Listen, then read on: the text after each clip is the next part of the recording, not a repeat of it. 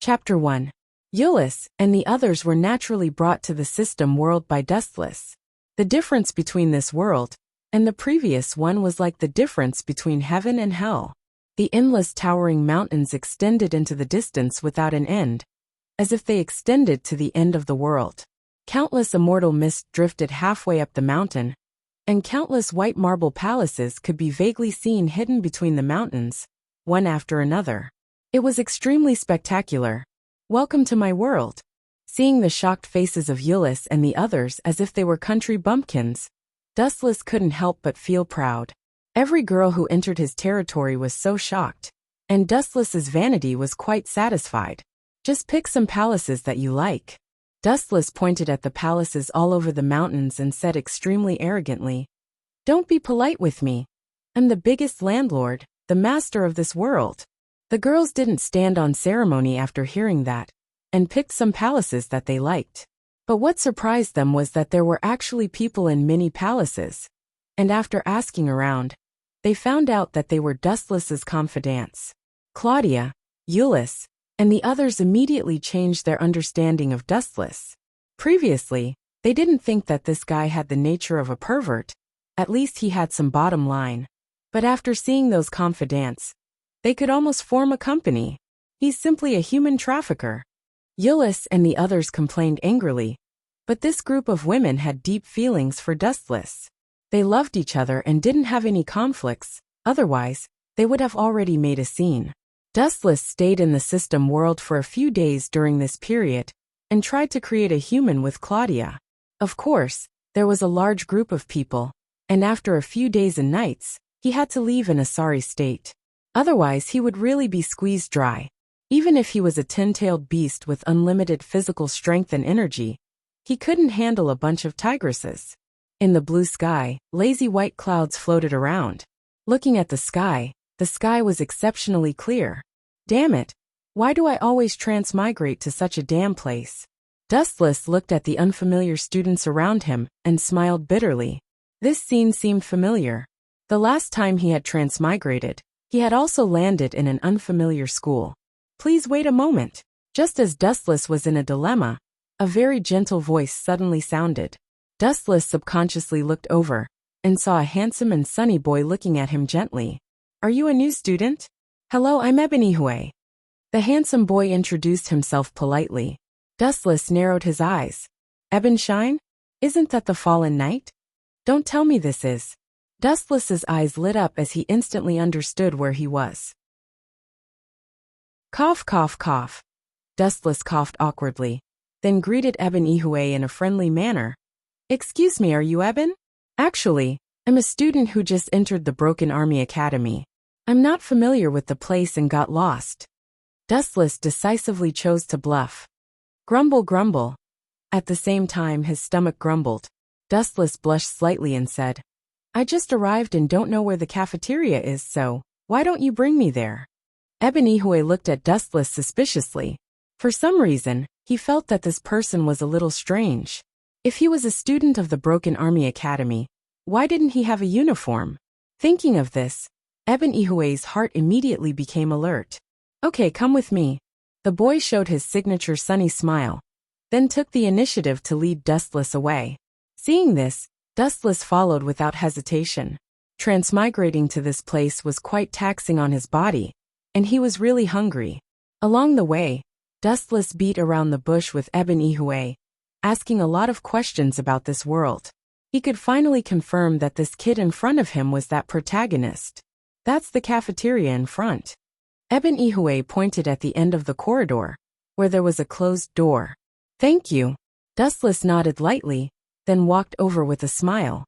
He couldn't help but feel strange, because the cafeteria in front was too small, more like an office. "Forget it, no matter what. Let's fill our stomachs first. We'll talk about the future later." Dustless walked to the door and gently pushed it open, but the scene in front of him stunned him. How was this a cafeteria?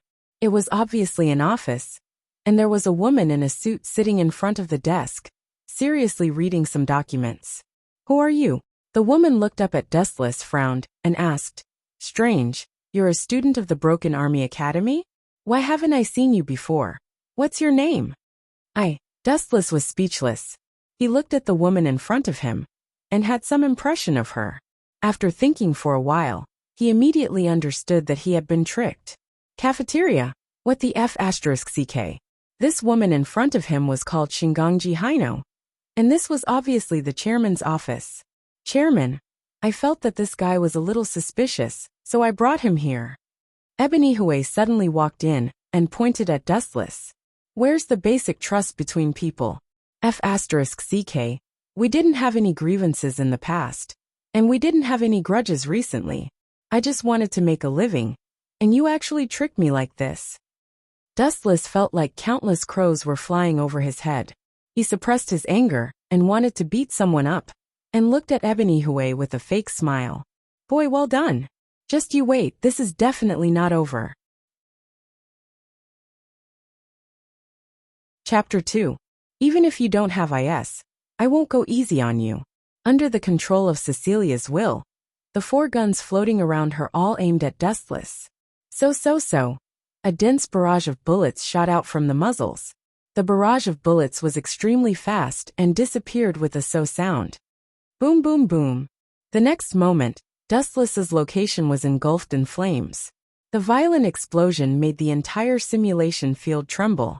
Although it was just a barrage of bullets, they were actually made of high-density explosives. After being hit, not only would the flesh be torn open, but the body would also be burned to ashes. Arrogant guy. Let's see if you still dare to be so arrogant in front of me, Cecilia. The girl's lips curled into a victorious smile. She hummed proudly and couldn't help but think excitedly. Will I become famous in the world because of this? Thinking of this, Cecilia's heart was quite excited.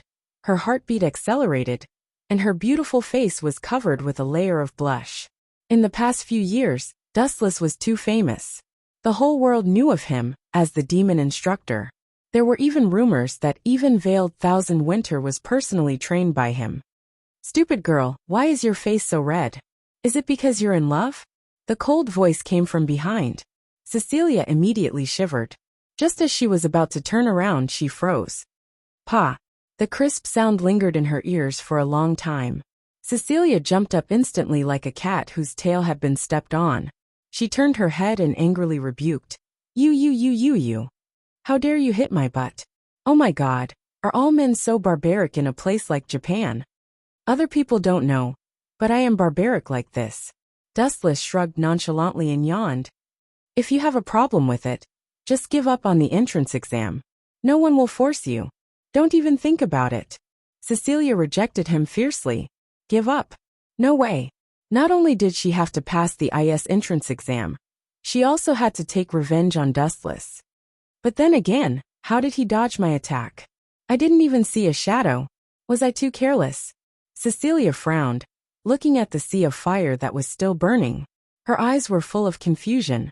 She had clearly hit Dustless just now, but this guy had sneaked behind her and even hit her butt. Thinking of this, Cecilia's anger was ignited. She was ashamed and angry at the same time. You don't understand gentlemanly etiquette. This is my return to you. The 4 cannons floating around Cecilia spread out and aimed at Dustless from different directions. Bang, bang, bang. With the previous humiliation, Cecilia was now like a barrel of gunpowder, firing with all her might.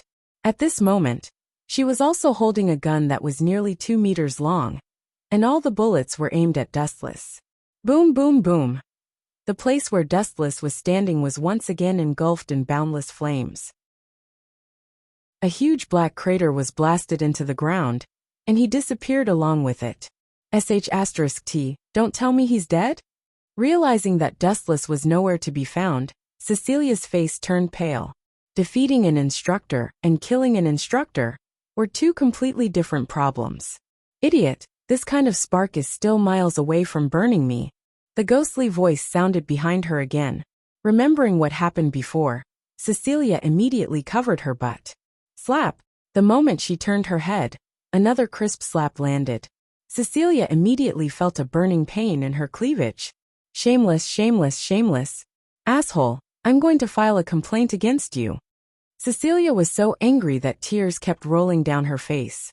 He hit her butt before, and now her breasts. What kind of instructor was this? He was a hooligan that escaped from prison. File a complaint against me? Hearing this, Dustless curled his lips in disdain and said with disdain, I'm the boss of this school. You want to file a complaint against me? Believe it or not, I'll expel you right now, and make sure you can't step into IS Academy for the rest of your life. You brought this upon yourself. Who told you to call me a Maliksha? Dustless's attitude was extremely unfriendly as he added, I'm just a narrow-minded person. But although this chick is young, she's developed quite well. Thinking of the touch of the chest just now, Wu Chen's calm heart had a ripple. One of his hands almost couldn't catch it. Okay. Cecilia resisted the urge to vomit blood, and said okay 3 times in a row. It was obvious that she was truly enraged. As a noble of Ing Kingdom, when had she ever been humiliated like this? Let's see how you're going to ambush me this time. As she spoke, Cecilia gently flew up and gradually flew into the sky. She was about 20 to 30 meters above the ground. Looking down at the tiny black dot on the ground, Cecilia's smile was like a flower. How can you defeat me without IS? No, don't even talk about defeating me. Can you even touch me?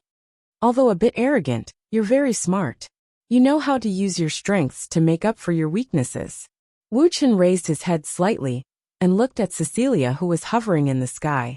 He nodded slightly. To be honest, once Cecilia attacked from the sky, unless it was an IS user, there was no doubt that a male instructor like Dustless would be defeated. Other than Ikia Vega, there was no other male in the world that could control IS. How about this? Let's make a bet. Looking down at Dustless on the ground, Cecilia seemed to feel that the outcome was already decided. Her crisp and arrogant voice echoed throughout the simulation field. Whoever loses will forever be the other's slave. How about that? No matter what the request is, it must be obeyed unconditionally. Today, Cecilia suffered unprecedented humiliation. How could she let Dustless go? Not only did she want to defeat this guy, but she also wanted to make him her slave for life. Are you serious? It just so happens that my back has been hurting lately. Dustless looked at Cecilia flying in the sky with a smile. His eyes narrowed into crescents like a cunning fox. He chuckled. Every day when I get off work, it would be best if I have a maid to serve me. Chapter 3. Jalanche's heart was incomparably complicated. It was as if a bottle of mixed feelings had been knocked over. He gently stared at Yuji, but Yuji's face was full of fear. Jalanche's heart felt like it was being cut by a knife. His sister looked at him with eyes full of hatred and hostility. It's a good thing that Yuji is with this guy for now. She won't be targeted by others, so it's not a bad thing. Jalanche comforted himself and showed a faint smile. It was as if he had really gotten over it, but it was still full of bitterness and reluctance. Moreover, Yulan Yuji was not as simple as his sister. In the vampire family, intermarriage between siblings was common, especially in the family of pure-blooded vampires. This kind of thing was not strange. Watching his fiancée being hugged by someone else while he could do nothing, Yulan Shu felt like he had eaten a fly.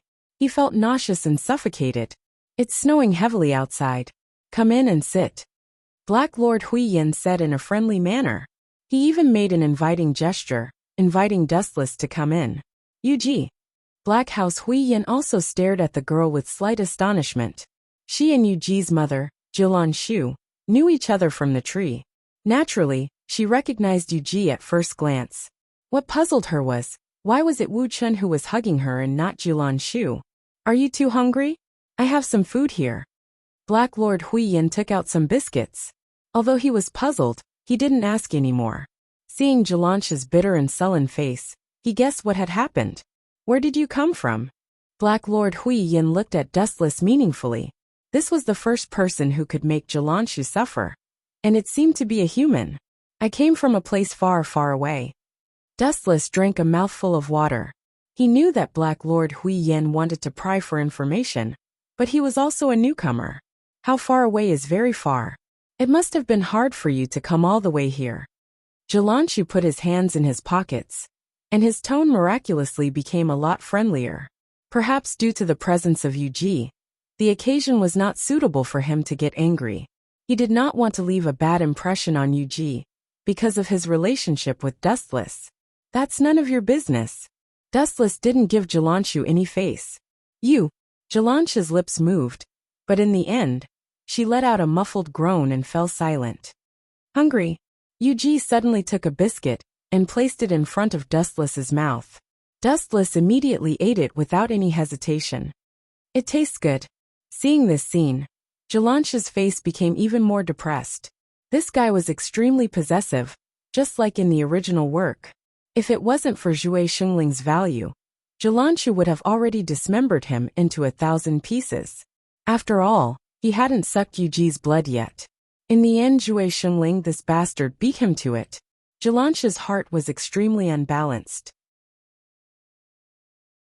His dream was for humans and vampires to live in peace. Dustless seemed to have this intention too. Hei Yin knew that Yuji was a pure-blooded vampire. Jalanshu also pointed out that Yuji was his sister, indirectly acknowledging the vampire's identity. Dustless didn't mind. The two of them, in some ways, were like-minded. Chapter 4. Not only was it dark above Chueshua's head, but the sky within a few kilometers was also dark, as if it was the end of the world. The sun that shone down from the sky was completely blocked. Mountains? Mountains? Mountains? Mountains? Chueshua was stunned, staring at the floating mountains in the sky. Dustless was casually controlling them, ordering them around.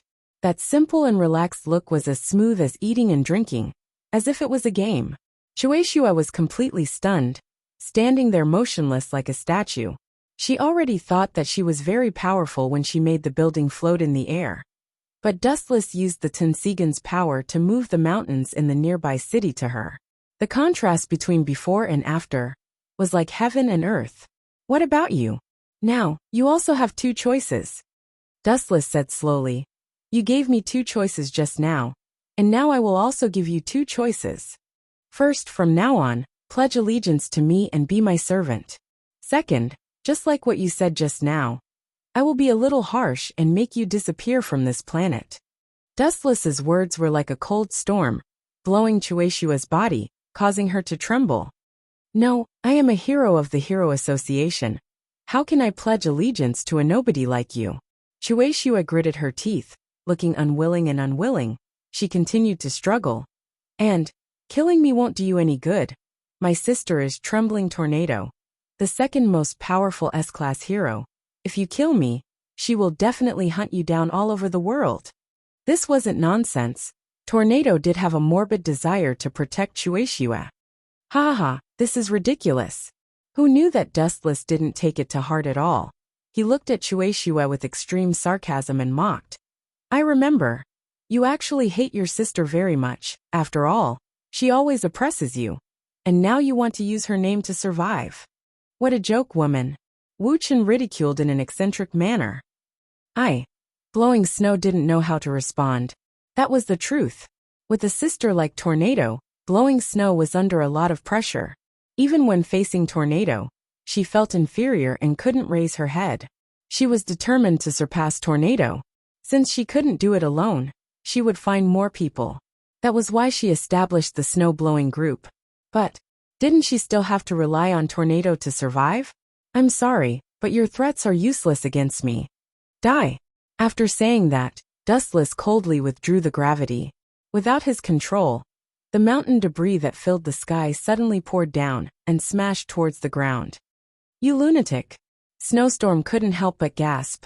Was this bastard not afraid of being torn apart by the tornado? Staring at the debris falling from the sky, Snowstorm suddenly remembered the past. Because her sister was too outstanding, there were always people who liked to compare them. If there was no comparison, there would be no harm. So she had been living under the shadow of her sister for all these years. I haven't surpassed my sister yet. I can't die yet. I promise you. I'll be your servant. Snowstorm almost screamed out the last sentence with tears in her eyes. Because at this moment, her dignity and confidence had been completely crushed by Dustless. Luckily you spoke quickly. Otherwise, if you were delayed for a while, it would have been a different ending. Wu Chen's voice sounded again, and the tense atmosphere disappeared. Shui Shui subconsciously raised his head and looked. That incomparably huge mountain fragment was already floating above his head. It was so close that he could touch it if he stretched out his hand. Gulp. Snowstorm couldn't help but choke. Just like Dustless said, luckily she spoke quickly. If she played with it for a while, she would have been turned into minced meat. Pa. Then Dustless snapped his fingers. A large amount of mountain debris floated into the distance. Snowstorm's crisis was also resolved. Phew. I'm finally saved. After the mountain debris flew away, the bright sunlight shone down on her face. Snowstorm looked up at the sky and enjoyed the comfortable sunlight. Even though it was blinding, she had never felt so comfortable before. It was great to be alive. Let me introduce myself first. My name is Dustless. Dustless lazily walked to Snowstorm's side. Looking at the girl who had a face full of joy after surviving the disaster, he said softly, "Since you are my person, you should withdraw from the Hero Association." Withdraw from the Hero Association? Snowstorm's face stiffened. She said with some resistance, "I'm a hero. It doesn't seem to have any conflict with you, being your servant, right?" Nonsense. There must be a conflict for you to withdraw from the Hero Association. Those idiots have already put me on the wanted list. Dustless said with a gloomy face. He was afraid that Snowstorm didn't understand what he meant. 10 Tails suddenly appeared from his back. This. Are you really the 10 Tails weirdo from yesterday? Snowstorm's eyes constricted violently. She looked at Dustless in shock. Aren't the so-called weirdos all ugly people? Why is Dustless so handsome? His chiseled face, exquisite facial features, and neat and clean short hair made him look cool and capable. Especially his figure, it suited Snowstorm's taste. During the battle, she used Hurricane to blow up Dustless's clothes. The 8 well-proportioned abs on his abdomen left a deep impression on Snowstorm. Furthermore, Dustless seemed to be able to transform at will. He could switch between human and weirdo at will. T weirdo. I'm not a weirdo. I'm the 10 Tails weirdo. It's just that those idiots are ignorant. I just came here, and they made me a weirdo. Dustless said unhappily. He didn't cause any damage. What the F***ck? As for the Metal Knight, to put it bluntly, it was Dustless's passive counterattack. It was the guy who provoked him first. He even used Dustless as a test target for his new weapon. Chapter 5.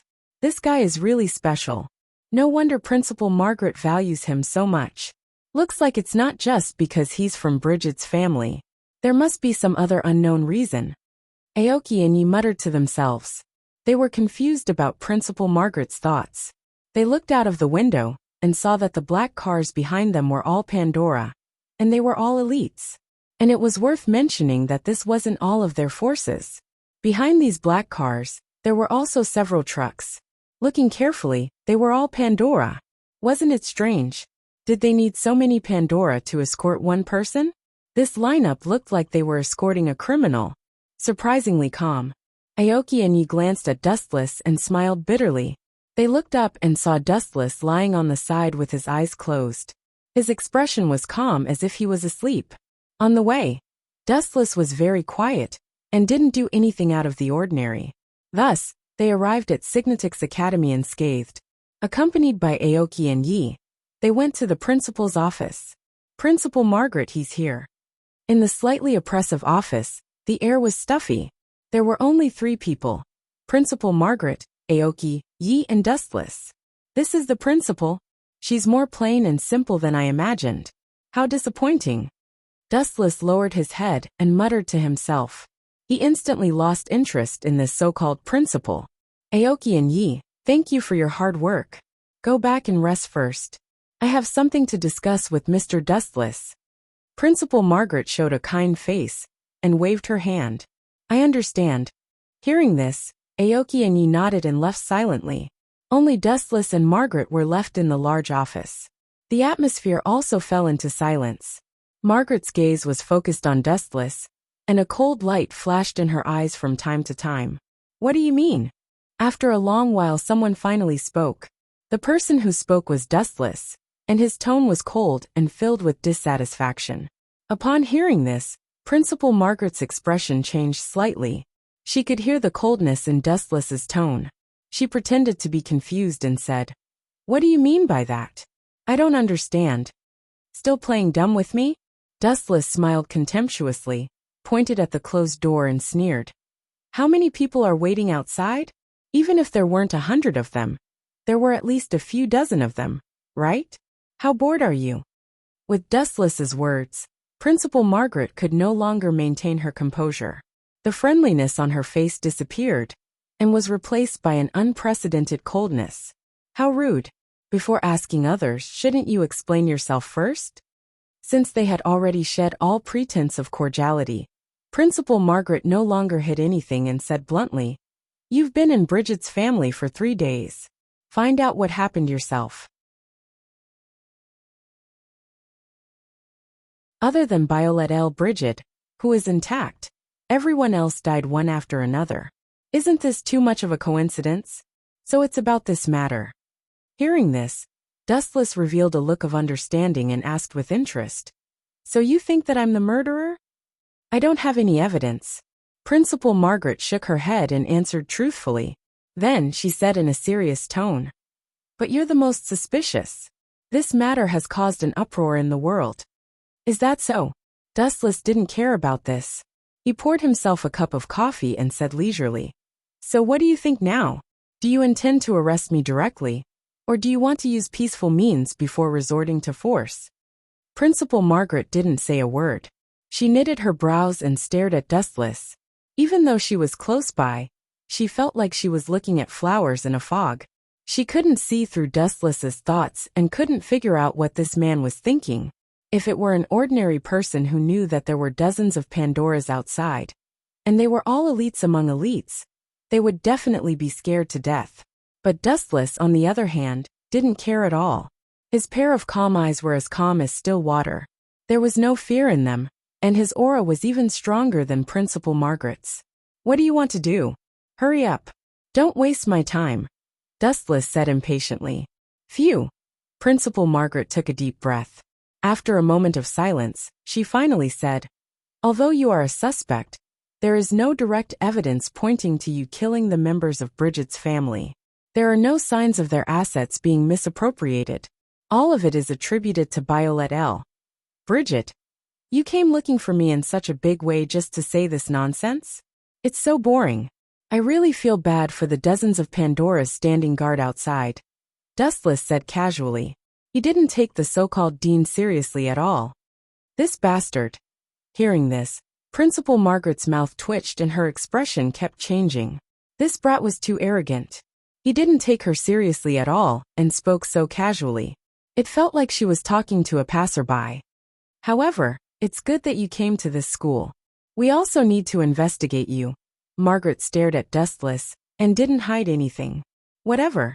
Dustless shrugged calmly without changing his expression. Not to mention that they couldn't find anything. Even if they did, what could they do? Count on the group of Pandoras to catch Dustless? Stop joking. They were not in the same dimension. Even the legendary Pandoras could only look up to him. "What other requests do you have? If not, then according to Miss Violet L. Bridget's letter, you will be our school's teacher from now on."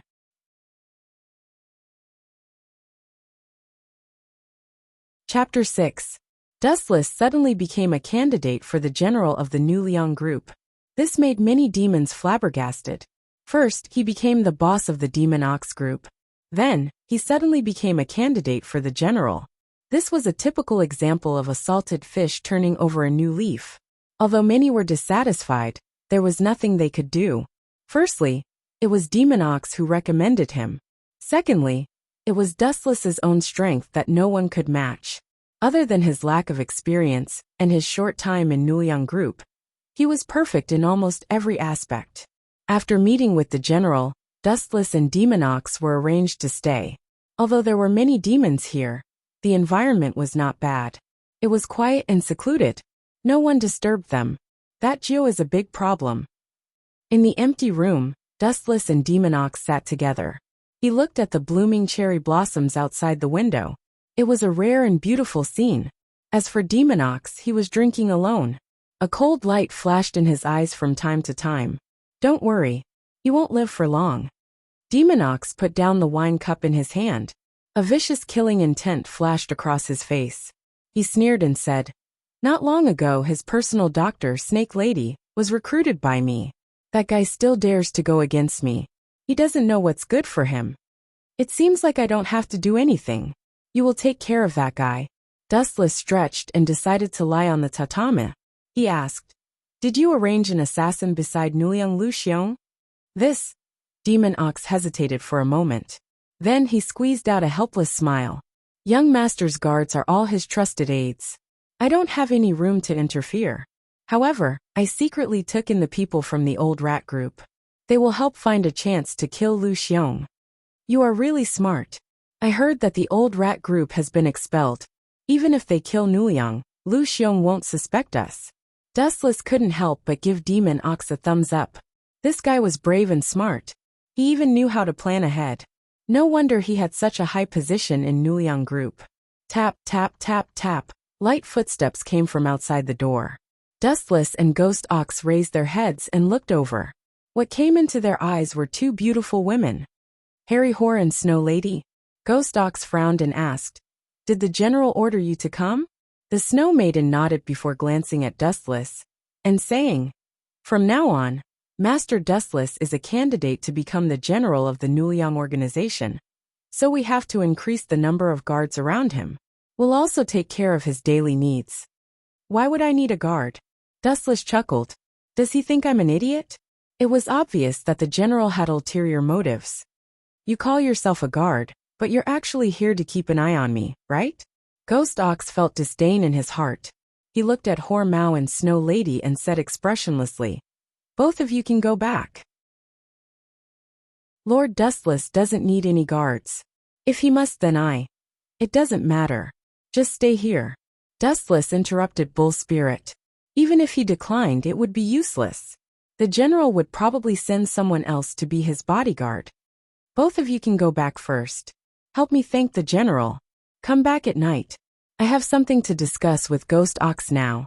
Dustless waved his hand. The Snow Maiden and Hoare Mao looked at each other before leaving respectfully. These two chicks are really talented in acting. Seeing how respectful the two of them were, Dustless was speechless. When he met the general previously, the Snow Maiden wanted to freeze him. These two are on the general's side. It's dangerous to keep them around. Ghost Ox frowned and reminded him. The Snow Maiden and Hoare Mao were loyal to the general and Nuliang Lu Xiong. "Of course I know. But what's the use of rejecting them? That old man will play other tricks next time. Seriously, the general is already a few hundred years old. How can an old man like him be so playful?" Dustless admired the cherry blossoms dancing in the sky as he complained. "At least there are two women. If there were two demons, that would be terrible. You can go now. I'm going to sleep for a while." After saying that, Dustless closed his eyes. Ghost Ox left tactfully and went to secretly contact Shirtu and Old Rat. After witnessing Dustless's strength, Ghost Ox was completely convinced. In this world where the strong preyed on the weak, only the strong could rule everything. A weakling like Nuliang Lu Xiong was not qualified to be the boss. When night fell, the Snow Maiden and Hoare Mao came again. The two of them woke up Dustless, who was sleeping soundly, and brought lunch boxes. What a strange food. Dustless looked at the dishes on the table. Almost all of them were made with ice. He picked up his chopsticks and tasted them. The taste was not bad. "I didn't expect you to be so good at cooking at such a young age."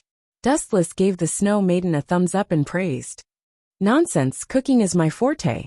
Hearing that, the Snow Maiden looked at Dustless with a smile.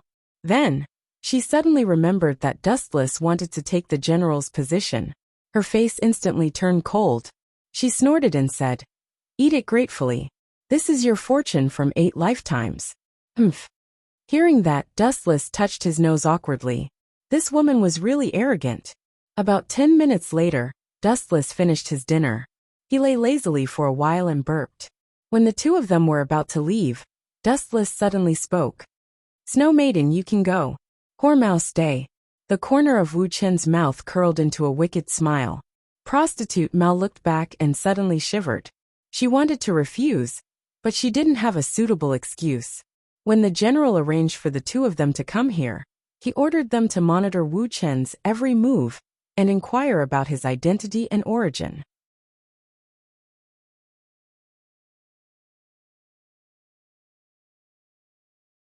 Chapter 7. The place that had just been loosened.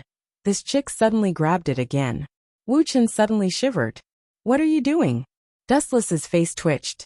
Perhaps she was too nervous, but her strength was a little too much. Ouch, ouch, ouch. Damn, do you want me to die without any descendants?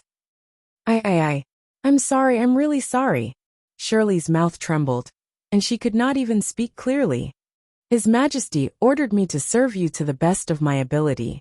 This kind of small matter, just leave it to me. Shirley then squeezed out some shower gel and smeared it on his body. She slid it down gently. Dustless was stunned.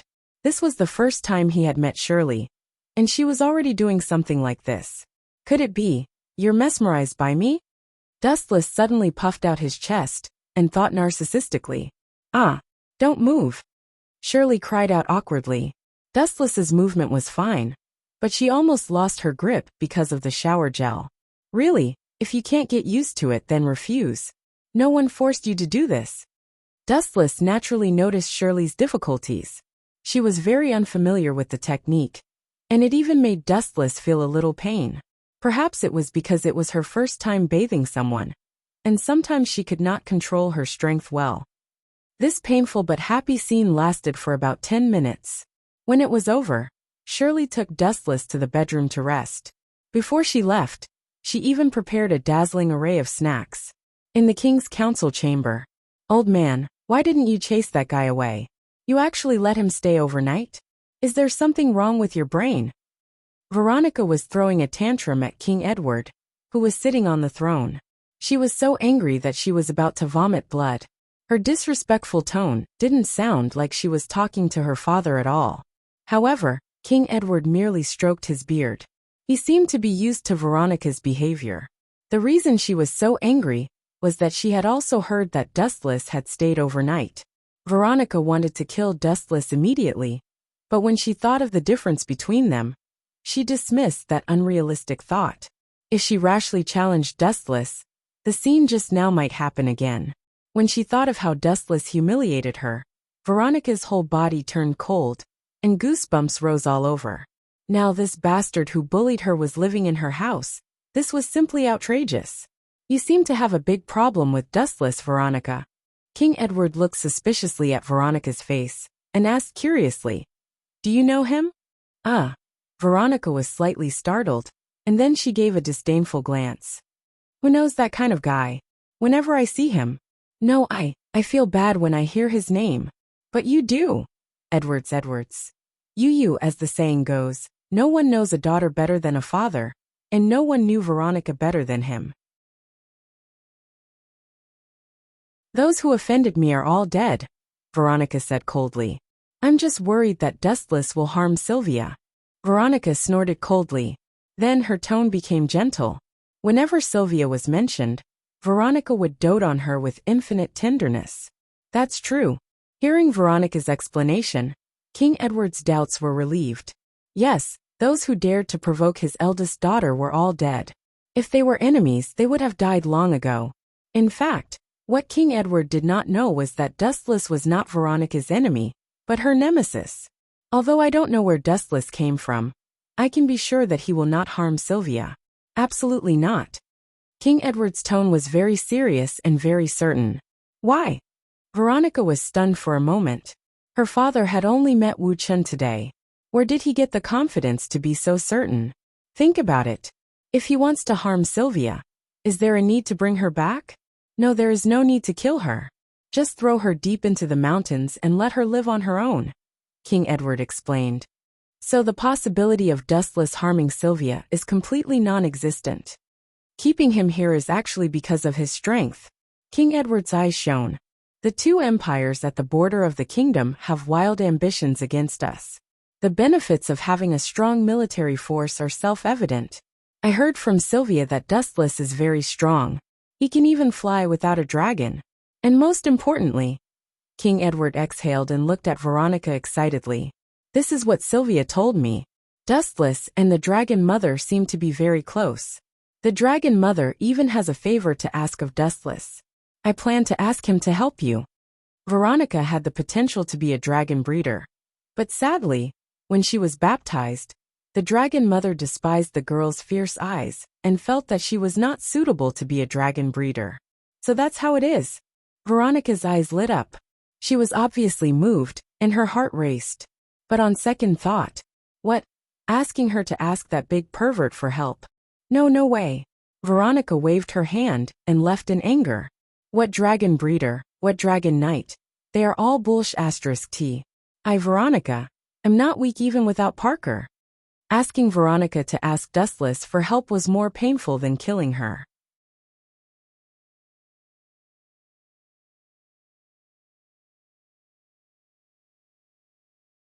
Chapter 8. Elise bowed again and again, showing her sincerity. She even took out Fat 2 as a thank you gift. Although it was very awkward, Elise had to admit that it was hard on her. It also showed her sincerity. She seemed to be embarrassed to reject him again, but she should forget about asking Dustless to accept her Fat 2. How about this? Dustless stared at the nervous Elise again and again. His eyes narrowed into crescents. He chuckled and said, Micah is the maid of the dean. Sometimes she doesn't have time to serve me, so she goes against me secretly. I'm still short of someone by my side. How about you? Sure. Elise nodded without the slightest hesitation. Wu-Chin felt strange when he heard that. Didn't this child agree too quickly? My request is not as simple as you think. To a certain extent, it's a contract of selling yourself. Dustless repeated again. Although the conditions are a little harsh, I don't think it's too much. There's no such thing as a free lunch in this world. There's always a price to pay for asking for help, right? In this day and age, even monks asked for incense money. Wasn't it normal to ask for favors? Okay. Elise still did not hesitate, but she was secretly laughing in her heart. Her request was very simple. In fact, she wanted Dustless to kill her. Once Elise was dead, the White Leviathan would leave, and the crisis would be resolved. If Elise was dead, how could she agree to Dustless's conditions? So she was very puzzled. This guy actually asked for such a condition. Was he retarded? Ow ow ow. Ow ow. Ow ow ow. The White Leviathan sang as it moved forward. All kinds of powerful attacks could not hit it at all. It's useless. This guy's ability is universal repulsion. What can your puny attacks do? Dustless watched silently. In the sky around the Leviathan, there were a few petite figures wandering around. Without a doubt, only D dared to fight the dragon. They were Matsumoto Fukumoto and Lisa Hayaka, Phyllis Crest, Ren Miyazawa, and Ella Liu. 5 of them. Even though they had the absolute advantage in numbers, their attacks were completely useless, as the Leviathan of White's massive body was covered with a layer of transparent air shield. No matter what kind of attacks they launched, they couldn't break through it, and they would even be repelled. Attack together! Mobshin ordered loudly. Instantly, a series of concentrated attacks came from all directions. Boom boom boom. Another wave of powerful attacks landed on the Leviathan of White. The layer of energy shield on its skin was constantly exploding, and sparks flew everywhere. However, the interior was still intact. It was useless. Woo woo woo. Perhaps the Leviathan of White was tired of playing, and it opened its mouth, revealing its sharp fangs. Ow ow ow ow. A series of ghastly roars rang out as powerful shockwaves swept through Midgar in an unstoppable manner, like gales with force of over 100. Boom boom boom. Boom boom boom. Boom boom boom. A large number of buildings collapsed once again, and the prosperous Midgar Academy was almost completely turned into ruins. Bang bang bang. This storm was so powerful that Mob Shin and the others who were entrenched around the Leviathan of White were also affected. They were directly blown away, and their bodies landed heavily on the ground in the distance. Their bones were about to fall apart. Shin Shin, Mob Shin, who was recuperating, looked at his sister who had fallen to the ground. His handsome face was distorted. That was his sister. How could he not feel heartache? He looked at the Leviathan of White with extreme hatred. Looking at the massive body, Mob Shin felt helpless. In front of a dragon, what could a human do? At least I have to try once. Mo Xin's eyes flickered with a cold light. Just as he was about to make a move, the sky suddenly darkened. He looked up subconsciously, and it turned out to be boom boom boom. The Leviathan of White's massive claws slammed into the hospital where Mo Xin was. The hospital instantly collapsed and turned into a pile of ruins. It seems that it can't be stopped at all. Dustless scratched his head when he saw this. He couldn't help but take out his hands that were always in his trouser pockets.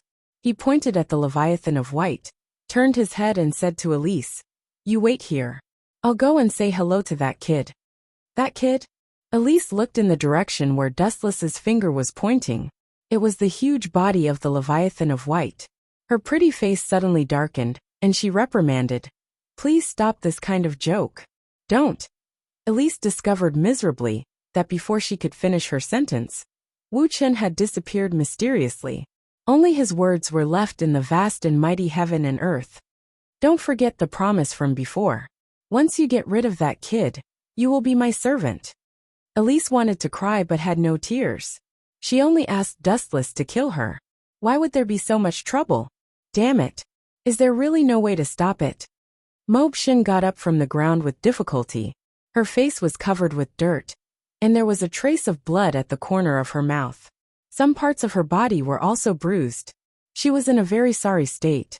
However, with the support of her strong will, the child miraculously stood up again. Whoosh whoosh whoosh. Mo Xin waved her hand gently, and several sharp arrows shot at the Leviathan of White. Boom boom boom. The fatal arrows were blocked by the transparent barrier on the surface of the dragon before they got close to it. Such a dull attack had no effect at all.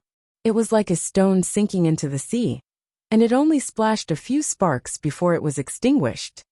Ow ow! The Leviathan of White turned its head and roared angrily. A pair of man-eating eyes fell on Moto Fukamoto's head.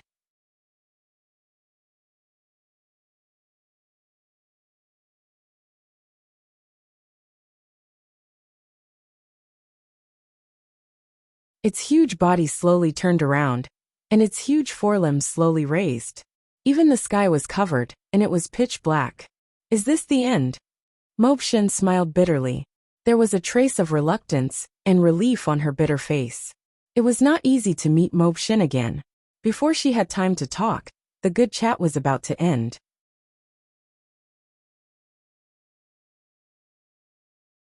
Chapter 9. The secret room where Mikoto and Fugaku were talking was torn apart and instantly burst open, turning into a pile of rubble and exposed to the sunlight. Looking straight ahead, the scene of the secret room could be seen at a glance. Uchiha Mikoto was still okay, but Uchiha Fugaku was a different story. Fugaku was lying on the ground with his, but facing the sky. His prestige as a patriarch was completely lost. When the Uchiha clansmen who came to support saw Fugaku's expression, they were stunned and had a strange expression on their faces. Compared with the usual serious patriarch, the contrast was huge. Fugaku hurriedly stood up and looked at the strange expressions of his clansmen. He wanted to laugh, but didn't dare to laugh, just like a cat whose tail was stepped on. Who did this? Get out of here! Fugaku roared like a raging lion. His face was red, and his ferocious eyes were like that of a berserk beast. Anyone who was stared at by Fugaku would feel scared, and their hair would stand up unconsciously. It's been a long time. At this moment, an unusually indifferent and disdainful voice sounded. The childish voice was obviously from the 10-year-old Dustless. Remembering Fugaku's strange posture, Dustless didn't hesitate to add oil to the fire and said, "Worthy of being the patriarch, the real pillar of the Uchiha clan." Dustless looked at Fugaku with admiration. "I'm not as good as you. It turned out to be you little bastard. Did you do this?" Looking at the place where the voice came from, it was Dustless with a smile on his face. Uchiha Fugaku was furious. His rage value was off the charts, and his head was full of #S. Obviously he was very angry. He wanted to scold the little bastard, but he quickly changed his words because that would be tantamount to scolding himself. Looking at the ruins of the secret room, Fugaku's eyes were full of coldness, and he gritted his teeth. As you can see, with a chuckle, Wu Chen said indifferently, He immediately looked at Fugaku with a mocking expression. His eyes were cold, and his cold voice spread out. Fugaku Uchiha, cut the crap. I don't have time to listen to your nonsense. Is this how you talk to your father who gave birth to you? Hearing this, Fugaku was furious. He clenched his fists with a dark face, suppressing the fire in his heart. His skin didn't move as he asked Dustless. His voice was so sharp that it made people's scalp numb. If it weren't for the fact that there were so many people, and the bad reputation of killing his son, he would definitely make Dustless bleed on the spot. Father? Dustless dug his ears and pretended to be surprised as he said, Father? So you still know that you have a son, this kind of thing. Wu Chen dragged out his voice. Everyone understood the sarcasm in his words. You. Fugaku's face was pale. He looked gloomily at Dustless. He took a deep breath and said, I'm too lazy to talk nonsense with you. After a month, you will participate in the Third World War as a ninja of the Uchiha clan. Fugaku waved his hand with a look of annoyance. As if he could see the tragic death of Dustless in the future, Fugaku grinned. Don't hate us, there is nothing we can do. The corner of her mouth slightly squirmed, and Mikoto sobbed silently. Obviously she still loved Dustless very much. Dustless's face was as usual, and he glanced at Mikoto. His dark eyes were locked on Fugaku, and he didn't waver. He already expected this. The relationship between the Uchiha clan and Konoha's higher-ups is well known. Although Fugaku promised to send ninjas to participate in the Third World War, most of them are cannon fodder. Most of them are people who have exhausted their talent. And at the very least, they are trash like Dustless. Who gave you the right to make your own decision, and, what if I say no? Then you will die. Fugaku's eyes turned rapidly, and the scarlet-red tomo began to rotate, showing his determination. The cold and chilling murderous aura swept through everyone present like a hurricane, and the scene was silent and extremely depressing. The Uchiha clan members had different expressions, but most of them were like this. The world is like this. The weak should have the consciousness of the weak. Don't try to resist fate, and those who don't have the strength to resist fate will be crushed by the gears of time. Because it's not just the Uchiha clan. It's the same everywhere in the world. Is that so? Hearing this, Dustless just snorted disdainfully. His young but mature face had an unruly smile. It was a kind of eagerness to try. Does this guy want to die? He dares to challenge the patriarch. The Uchiha looked at Dustless's arrogant face, and they were shocked. The strength of the patriarch is naturally second to none in the Uchiha clan, especially in a pure fighting family like the Uchiha clan. Without the strength of the entire Uchiha clan, it's impossible to be the patriarch. Good boy, I was really blind before. I didn't see that you are a traitor. Fugaku cursed, and his face turned green. Being challenged by a 10-year-old trash. He is definitely the first patriarch of the Uchiha clan since ancient times. Looking at the angry Fugaku, Dustless didn't know what was going on. And then he looked at Fugaku seriously and said, A patriarch is so afraid of death, don't worry. I will just teach you a lesson, I won't kill you. Fugaku. The Uchiha were also speechless. Where did this trash get the confidence to challenge the patriarch?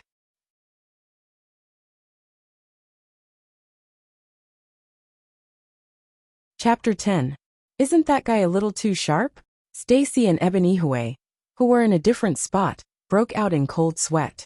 They stole glances at Dustless from the corner of their eyes, and their hearts were in turmoil.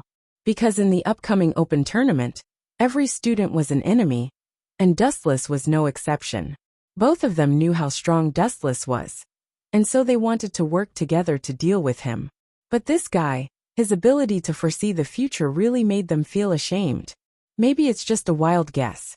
Stacy and Ebonihue glanced at each other, and both of them thought that it was just a blind cat meeting a dead mouse. During the meal, Dustless didn't bother with the two of them. He finished his meal early and left. When he passed by Stacy and Ebonihue, he gave them a look that said, Do your best. After lunch, Dustless didn't rush back to the dormitory. If he slept for too long, he would have a headache. Instead, he strolled around the Shatterer Academy, admiring the scenery around him. The Shatterer Academy was indeed one of the top night academies in Japan. It had everything. The landscaping was done quite well, and there were all kinds of entertainment venues on campus. However, Dustless wasn't interested in any of them, and he was bored as he strolled around. "It's that guy, right? I will never forgive you." Looking at the figure in front of her, the white-haired lowly's face flashed with a cold light, and then she silently followed him. After about a few minutes, Dustless walked to a dark and shady place. It was a narrow corner, and there was no one around, and there were no cameras to observe him. "You've been following me for so long. Are you here to avenge your brother, Ebony Hue?" Dustless suddenly stopped. The figure also stopped and quickly hid. "There's no use hiding, Miss Ebony Hue." After calling out the girl's name, the white-haired lowly walked out from the shadows, and her beautiful eyes looked at Dustless unkindly. Ayaya, what a scary gaze. Dustless was unmoved by the girl's ferocious stare. He could tell at a glance that this was the black iron pearl viper. "You made my brother lose face, and was laughed at by so many people. I can't forgive you." The black iron pearl centipede's body was overflowing with cold air. Even her eyebrows were covered in a layer of cold mist. "Of course I knew you wouldn't let me go, so I chose such a remote place. Otherwise, it would be troublesome if those cameras caught me using spiritual equipment without permission. According to the school rules, you will be expelled," Dustless said calmly. His words made the black iron pearl centipede's pupils shrink. Could it be that this fellow discovered me long ago and deliberately brought me here? The black iron bead viper released its spiritual equipment and held a sharp dagger in its hand. It looked at Dustless with great vigilance. Perhaps this was a trap. "To be honest, I also want to teach you a lesson." Dustless grinned and said, "Your brother and Stacy plotted against me, so I'm just collecting some interest from his sister. That's not too much, right? That perverted princess." As if she had some impression of Stacy, the black iron pearl centipede immediately cursed. "I'll deal with you first." Crack, crack, crack, crack. With the black iron pearl centipede as the center, a large amount of ice seeped out from under her feet, freezing the surrounding ground and swallowing Dustless. The ability to control ice. No wonder your relationship with Stacy is so bad. Fire and water are incompatible. Looking at the ice under his feet, Dustless smiled and looked calm. Then he casually raised his right foot. What is he doing? Not planning to release his intrinsic spiritual equipment? The black iron pearl centipede looked at Dustless in confusion. She couldn't figure out what this guy wanted to do. Was he going to break her ice with one foot? Don't joke around. Actually, what the black iron pearl centipede didn't know was that Dustless didn't have the so-called intrinsic spiritual equipment. The heaven-gathering cloud sword was only imitated by the power of the glint fruit. Bang! The raised right foot suddenly landed on the ground. The ground immediately trembled, and a large number of cracks appeared. The spreading ice on the ground cracked and shattered. His physical skills are so strong? Didn't you say this guy was good at using swords and fire? The black iron pearl centipede opened her eyes wide. When she looked at Dustless again, her body suddenly tensed up, because Dustless had disappeared from her sight. Where is he? The black iron pearl centipede looked left and right, looking for Dustless's whereabouts. Full of flaws, little brat. If you participate in the selection like this, you'll be eliminated sooner or later. The cold voice suddenly sounded behind her. The black iron pearl centipede couldn't help but be startled. Then she turned around and stabbed. Too slow. The black iron pearl centipede was really too slow. Dustless easily caught her snow-white wrist and looked at the young girl with a trace of an evil smile. "Tell me, how should I punish you? You better not mess around." The black iron pearl centipede was so scared that her face turned pale. She quickly thought of something and said, "My father is Eben Yen. You know who he is, right? If you offend me, you'll die." Eben Yen, the head of the International Magician Knight Alliance's Japanese branch, the head of the Eben family, Ebony Hue and Eben Juji's father. His position was high, and even the chairman had to give him some face. But unfortunately, Dustless had always been the kind of person who feared nothing. There was no way to threaten him. "If you're scared, then let go." Seeing Dustless hesitate, the black iron pearl centipede smiled. But in the next second her face turned green. Wu Chen lifted the girl's skirt, revealing her snow-white perky buttocks and fair skin. He couldn't help but stare blankly. "You're so young, yet you're wearing black fat too. What a heavy taste. No wonder you're a brother complex." Then, Dustless raised his hand and mercilessly slapped her. Pa! Pa! Pa! The burning pain attacked the black iron pearl centipede's mind. She gasped for breath and was about to faint. This guy dared to hit her, but in broad daylight.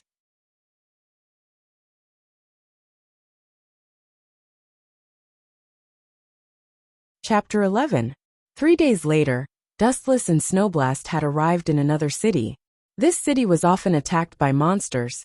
So many apartments and buildings were empty. Dustless and Snowblast chose an uninhabited villa as their base of operations. "Lord Dustless, there's news from the Hero Association." Dustless was lazily sprawled on the sofa watching television. Snowblast suddenly walked over with a look of anger and grumbled, "Those bunch of ungrateful bastards. They rejected it, right?" Dustless guessed the answer when he saw Snowblast's enraged look. Dustless got Tornado to inform the Hero Association to cancel the bounty on the tin-tailed dragon-ranked monster. They had just called Snowblast, so it was likely that they had rejected it. Those bunch of bastards are really tired of living. Even Sister is no match for Lord Dustless. What right do they have to say no to Lord Dustless? Snowblast said indignantly. This was a world where strength reigned supreme. The strong could dominate everything as they wished, but the Hero Association appeared to be unconvinced. Heh, in this world, there are some things that cannot be resolved with pure strength. Dustless smiled nonchalantly. He was rather relaxed. Regarding the bounty on the tin-tailed dragon-ranked monster, he would cancel it if he could. If he could not, he did not care. At most, I'll beat up any hero I see in the future. I'll beat them until they are afraid. That bunch of people will also be obedient. Immediately following that, Dustless's face suffused a cold arc. By the way. Immediately following that, Dustless suddenly changed the topic. He stared at Snowblast and asked, "How's the training I assigned you going?" "I've already begun implementing it, but..." Snowblast's face suffused a troubled look as she grumbled. "Lord Dustless, aren't you being too harsh? You don't know how to treat a girl well. You're making a girl run 40 kilometers with weights, do 500 push-ups a day, and do all sorts of extreme exercises. With all of this added up, I don't even have time to sleep or rest. And most importantly, all of this added up is too torturous. Not to mention ordinary humans. Even an A-class hero would not be able to withstand such physical training. Now that you mention it, it does seem a little harsh." Dustless stroked his chin and pondered. "You call this similar?" Chue Shui rolled her eyes in annoyance. After living with him for a few days, she already understood Dustless's temper. Although her master had unparalleled strength and was labeled as a dragon-class monster, the Dustless in his daily life was still the kind of person that was easy to get along with. After spending some time with Dustless, Snowchaser's courage had grown. Sometimes he would even joke with Dustless. "But Chueshue, do you know where the strong come from? Talent is important, but as the saying goes, diligence can make up for stupidity." The so-called strong are actually made up for by taking advantage of other people's leisure time to train themselves like crazy. If you want to become strong, you have to learn how to endure hardships. Dustless educated Snowchaser with a serious look on his face. At this moment he really looked like a teacher. Only by constantly pushing yourself to the limit can you break through the limit. "I understand." Snowchaser nodded, but she didn't really understand. Rumble. A shocking explosion came from a certain direction. Dustless and Snowchaser immediately raised their heads. Dustless was already used to this kind of sudden explosion. It happened almost every day. Sometimes it happened more than 10 times a day. Needless to say, it was probably some strange person causing trouble again, right? Snowchaser. Dustless's eyes fell on Snowchaser. Snowchaser immediately stood up and said seriously, "I understand, Master Dustless." After saying that, Snowchaser walked over and calmly hugged Dustless. Obviously this was not the first time. Her small hands skillfully locked onto Dustless's body. Then, Dustless's body began to emit a golden light. Dustless instantly turned into a beam of light and disappeared. In the past few days, Dustless had been ordering Snow Chaser and all kinds of monsters to fight at high intensity. And now this temporary target was here again. In the deep pit where the explosion happened, there was a tall monster. Its appearance was very similar to a human's. Its body was covered with strong muscles. The only thing that was quite strange about it was that its skin was blue-black. Furthermore, there were two antenna-like antennae on its forehead. Looking at the huge explosion nearby, it was easy to guess that this monster was not weak. It was the Vaccine Man, who claimed to be the will of the earth. Because it was unhappy with the destruction of the environment, it wanted to destroy the human race. Therefore, as soon as it appeared, the Vaccine Man caused a huge explosion and killed all the nearby humans. Look at this dirty world. And this dirty air, my God, I can't stand it. All of this is caused by those damned humans. They have turned this lovely world into such a mess. They have no value in living in this world. The Vaccine Man took 2 deep breaths of air and tasted it carefully. After that, he couldn't help but vomit. His face was full of disgust and disgust. Swoosh, swoosh, swoosh. Suddenly, a sharp sound came from the sky. The Vaccine Man couldn't help but look up. It was a beam of light that was quickly approaching. The speed of the beam was extremely fast. It was at least 100 meters away. Boom, boom, boom. After about 10 seconds, the beam of light landed on the ground. It landed right next to the Vaccine Man. Of course, this was Dustless and Snow Chaser. Snow Chaser, do you see this guy? You can use him as your opponent. Don't be afraid. This guy who looks strong on the outside is actually just a piece of trash. Dustless looked at the Vaccine Man and said softly. He didn't care about the latter's angry face at all. You stinky human. Who are you calling a piece of trash that looks strong on the outside? The Vaccine Man roared with a gaze that could devour a person. His voice was hoarse, as if he had shouted himself hoarse.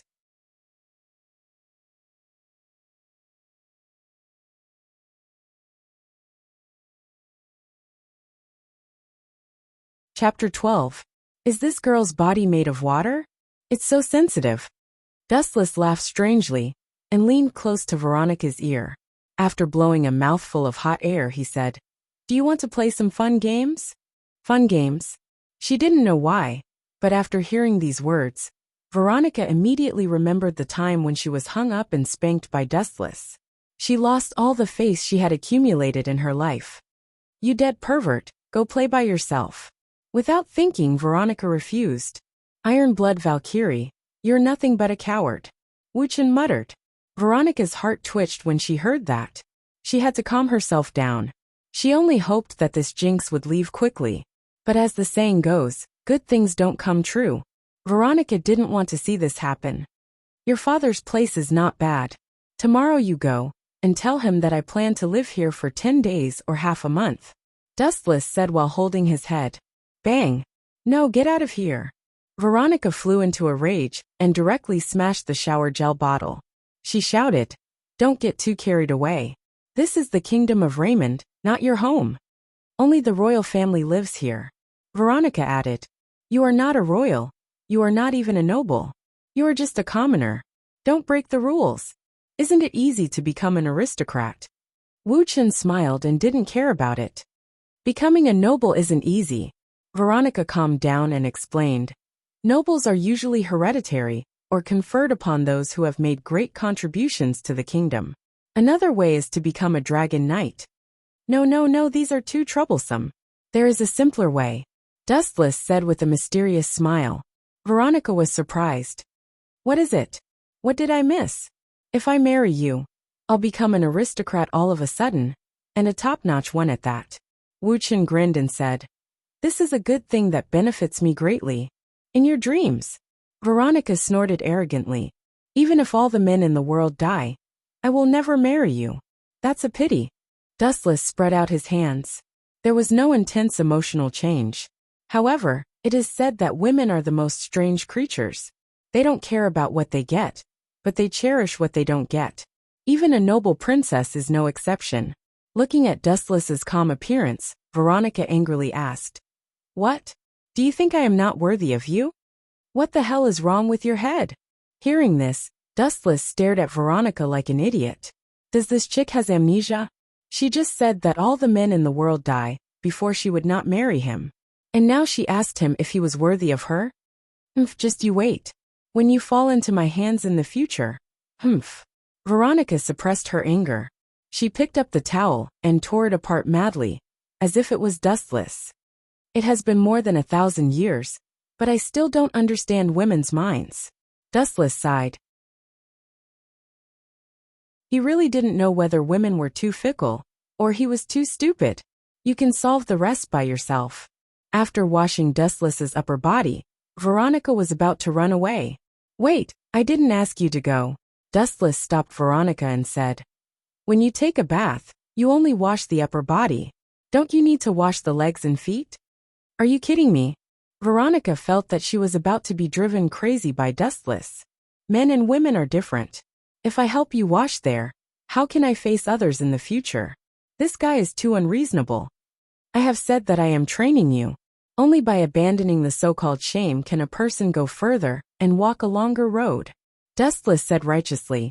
Veronica scolded Dustless for being shameless in her heart. She was unwilling to do it. No matter how hard her arm was, it could not resist her thigh in the end.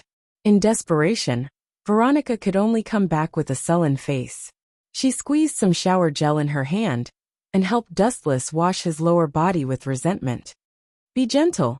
Dustless, who had closed his eyes, suddenly stared at her because Veronica touched his most important part. He suddenly scolded her angrily. This is second only to my life. If I break it, you can't afford to pay for it. It was not that Dustless was looking for trouble, but Veronica seemed to be deliberately using a lot of strength. This is the strength of this princess. Looking at Dustless's angry look, Veronica's pretty face had a beautiful smile. After fighting for so long, she could finally hold her head high for once. Is that so? Dustless wasn't angry. He chuckled and said, since that's the case, I'd better ask your sister to help me wash it. It's okay that your sister is clumsy. I reckon that Sylvia's methods are gentler. You bastard. Hearing Dustless's words, Veronica was about to jump up. She was so angry that she pointed at Dustless and scolded. How can you do this to a child? Are you shameless? Perverted scum. I think you misunderstood something. I just think that she is younger and weaker. Since you don't know how to do it, what's wrong with finding a younger one to replace you? Dustless defended himself with a glib tongue. After that, he stood up directly and walked to the exit without waiting for Veronica's reaction. Sit down. Thinking that Wu Chun was serious, Veronica roared. I'll just be a little gentler. I'm good at this kind of thing. When she said these words, Veronica's heart was bleeding. This shameless guy was too difficult to deal with. She was completely fooled by him.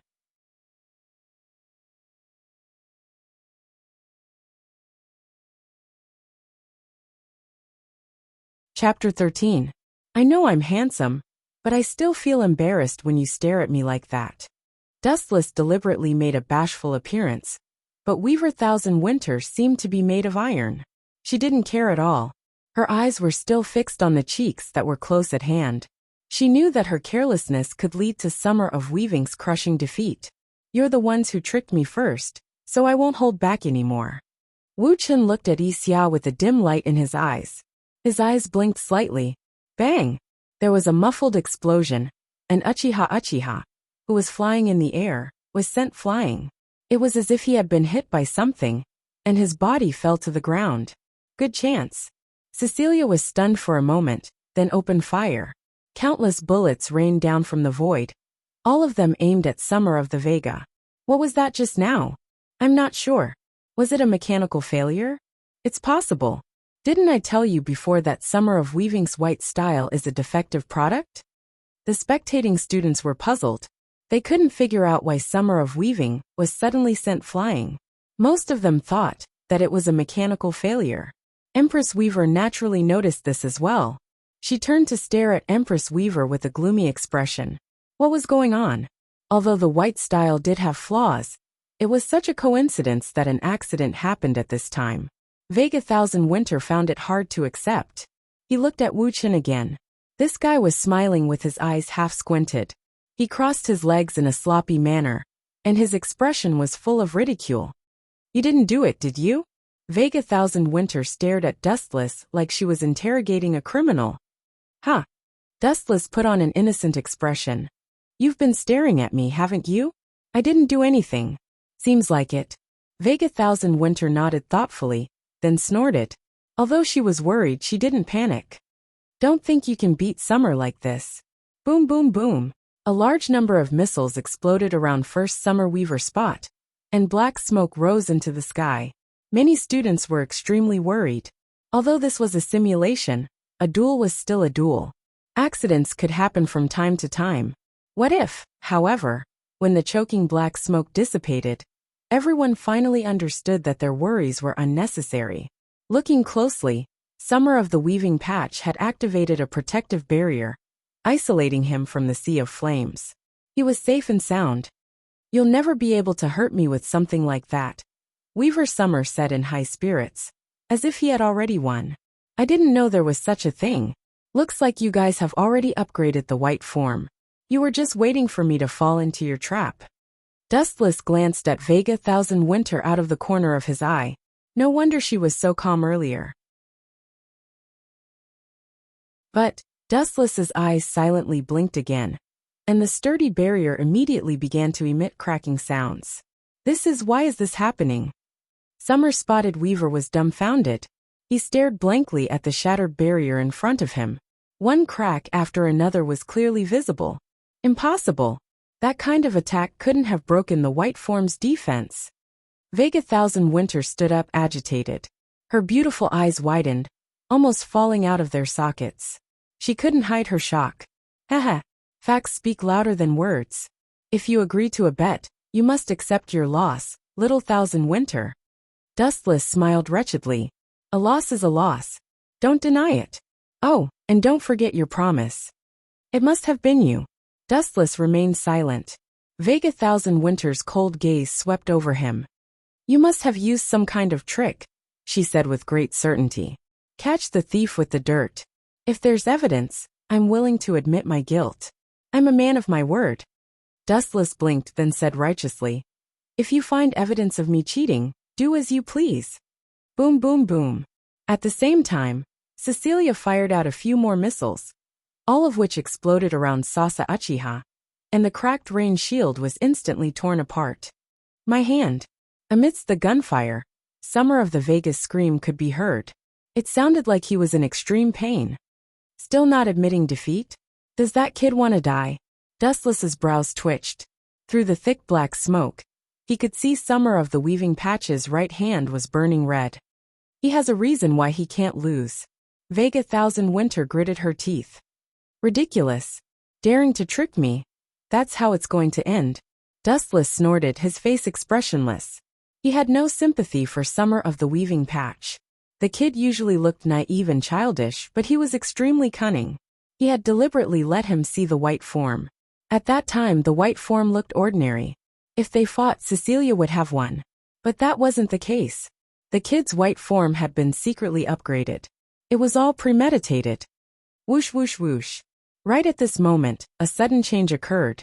A series of cannonballs rumbled from the distant horizon. An IS that had never been seen before barged into the simulation field. This is interesting. The troublemaker is here? Dustless's face turned cold as he stared at the incoming missiles. The target wasn't Cecilia or Summer of the Weaving Patch. It was himself. Buzz buzz buzz. Dustless's right foot suddenly glowed. He kicked out, and a thick beam of light covered his right foot. Lightspeed kick.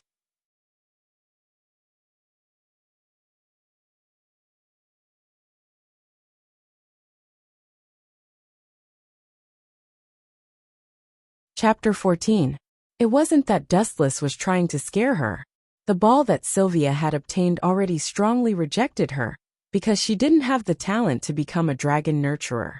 If she didn't communicate with it, there was no guarantee that something would go wrong. You're that kind?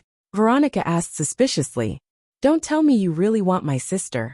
If I have any ideas about her, none of you can stop me. You can just accept it silently.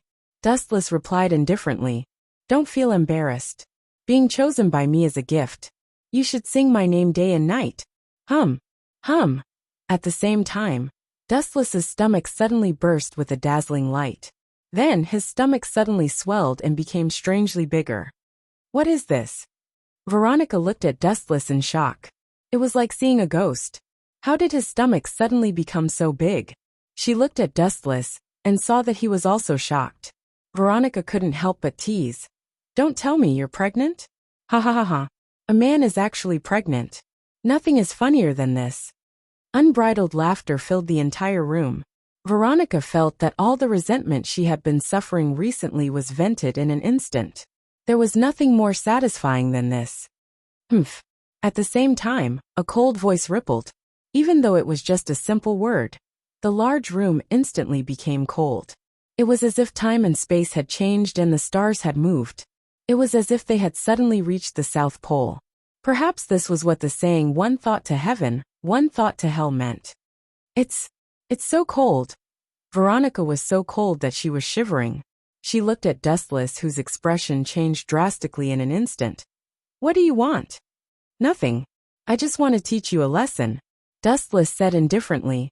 Then he added, sometimes even if it's a joke, when it comes to some sensitive issues, you have to stop before going too far. Do you understand? The simple sentence contained a supreme order. Veronica was so scared that she hurriedly led the way, indicating that she understood. This fiend really couldn't be messed with. One sentence could send people to hell and never come back from it. You can leave, Dustless said slowly. Veronica hurriedly nodded and left.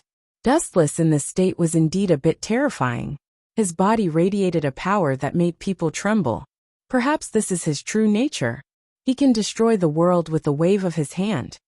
Veronica's fingertips pierced into the tender flesh of her palm, and the burning pain finally calming her down. In that split second, she had walked back and forth from the gates of hell. If not for his good attitude and timely admitting his mistake, perhaps he would have already been buried by Dustless at this moment. Hum, hum, hum, hum, hum. After Veronica left, a ball of light flew out from Dustless's body and floated up slowly. At the same time, Dustless's slightly bloated stomach returned to its original size. If Veronica said that she was pregnant again, it would be awkward. He was a man with dignity. It hatched so quickly. Looking at the floating object of light, Dustless's sharp senses picked up the scent of life. Dustless's own energy fluctuations were also emitted from it. Perhaps it was because it had swallowed his own energy to grow. Ka-ka-ka, ka-ka-ka, ka-ka-ka. On the surface of the cocoon, there was a slight cracking sound. Immediately after, a head of long pink hair pierced out from within. Ka-ka-ka. The cocoon of light was still trembling, but after dozens of seconds, there was no movement at all. It was quite strange. Bastard, what are you looking at? You're just a mere human. Hurry up and save your great master.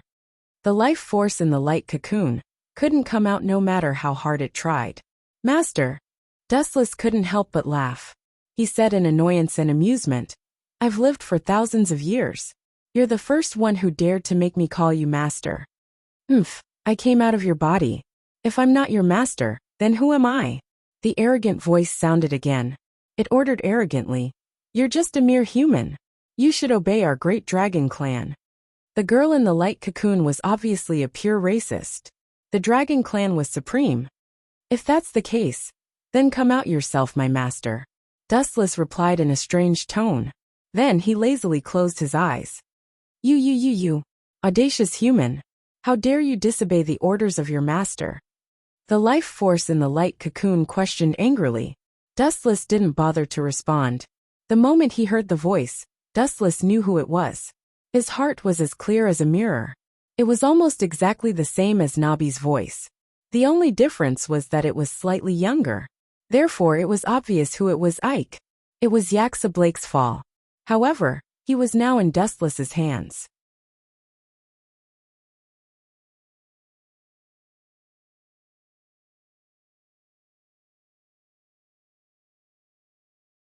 Chapter 15. The night passed peacefully. The next morning, when Dustless went to class as usual, There was already a crowd outside the classroom. Out of curiosity, he walked over. After a few steps, he heard a thunderous roar. "Kieran, you useless idiot!"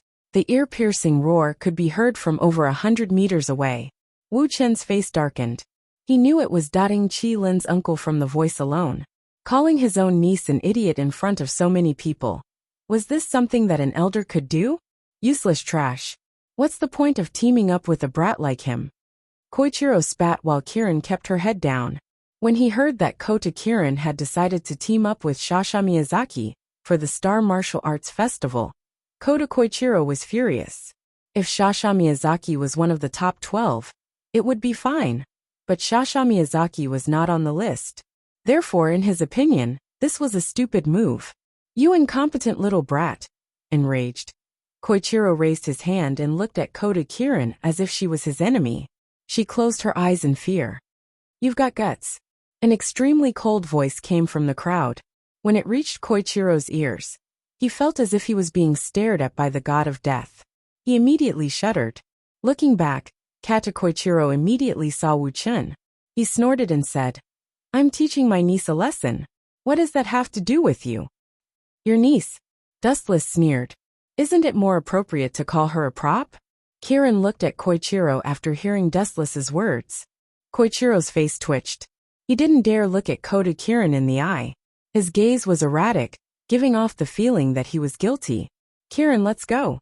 Kata Koichiro coldly snorted and turned to leave. "But, Kieran, are you deaf?" Kata Koichiro turned his head and saw the young lady standing there motionlessly.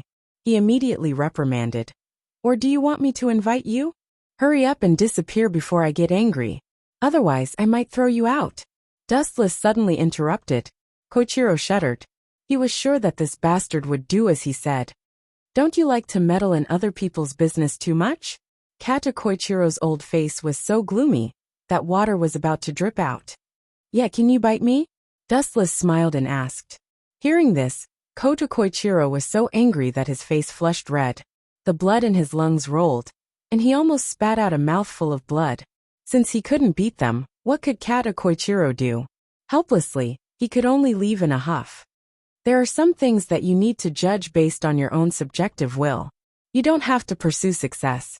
You just need to have a clear conscience and make sure that you won't regret it in the future. Wu Chen rubbed Doubting Qi Lin's head and said slowly, "Go to class." "Thank you." Kieran looked at Dustless gratefully. Otherwise, she would have slapped him again. "It's nothing." Dustless smiled. He didn't care too much. A weak person like him wouldn't dare to take revenge, even if he was given 100 guts. In a laboratory of the Alicante Research Institute, two young girls frowned as they stared at the scene on the screen, showing a cautious expression at the same time. "Inesta, where did this new teacher come from? I've never heard of him before. Where did Claudia Infield find such a strong person?" A young girl with healthy wheat-colored skin and shoulder-length blonde hair asked. "I'm not sure. I've never heard of him either. But that's not important. Camilla, did you notice that the energy that kid is using is very strange? It doesn't seem to be astral energy." The beautiful girl called Inesta's eyes glowed as she muttered. "Hee, interesting, interesting." These two people were Inesta and Camilla from the Alicante Research Institute. Both of them were inextricably linked to the hiring of Silas Norman. "Looks like we'll have to adjust our mimicry to guard against this guy. If he participates in the Astral Warrior Festival, we'll lose miserably." Camilla was deep in thought. "It's useless." Inesta shook her head. "Do you think Aldi and Rimsey alone can beat that guy?" Camilla said unhappily. She felt that Inesta was overconfident. "That's not what I meant. Look at this data."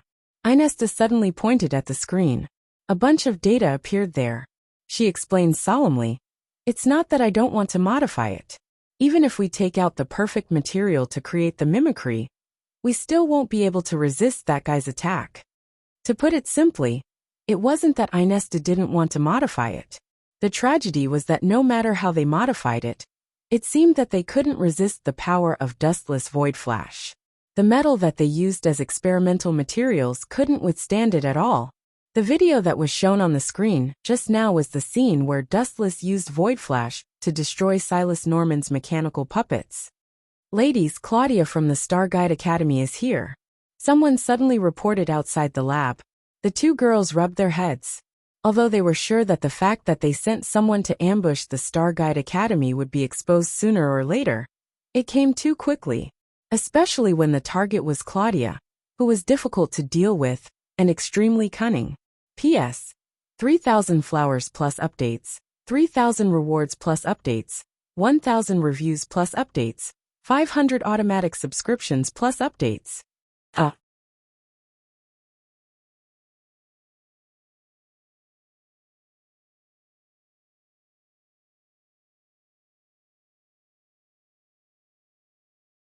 Chapter 16. You bastard, can't you change your conditions? Yushi and Hu Tao looked at each other. Looking at the pitiful state of Yu, they had the same opinion, that they should never sign the so-called master-servant contract. It was too dangerous. If they had the slightest thought of disobeying Dustless, the curse would be activated. It was a cheat-like ability that could not be avoided. You don't want to sign the contract? That's fine too, but... Buzz buzz buzz. Dustless's fingertips emitted a destructive light as he aimed at Hu Tao's head. If I use this move, your sister's head will have a hole. Do you want to try? Little girl. You're so despicable. Yushi's cheeks twitched as she stared at Dustless furiously. Why didn't this guy have any morals and restraint as a strong person? He threatened her sister without saying anything. He was so shameless. What Dustless? Change his name to Shameless. It sounded more appropriate. I'll sign it. Yushi gritted her teeth and was forced to agree. What about you? Dustless's gaze then fell on Hu Tao's face. He pointed the light at Yushi and threatened with a smile. If you don't sign the contract, I won't make things difficult for you. However, I'll leave a big hole in your sister's beautiful face. The two sisters heard this and cursed in their hearts. This despicable and shameless bastard was too shameless. I promise you, Hu Tao had no choice but to compromise. She had no choice but to lower her head. The two sisters had no choice but to follow Dustless's lead. In the end, with Wan Lia's help, Hu Tao and Yushi signed the master-servant contract and became Dustless's servants. From then on, Dustless lived an extremely corrupt life. Time flew by and in the blink of an eye, it was evening. At this moment, Dustless was wearing pajamas and lying lazily on the sofa. His head was resting on Hu Tao's ample cleavage. As for Yushi, she was in charge of massaging his legs. Her technique was perfect, as if she had received professional training. Her sister, Hu Tao, was peeling fruits and feeding them to Dustless one by one. The three ladies were so angry that they gritted their teeth, but they could not do anything.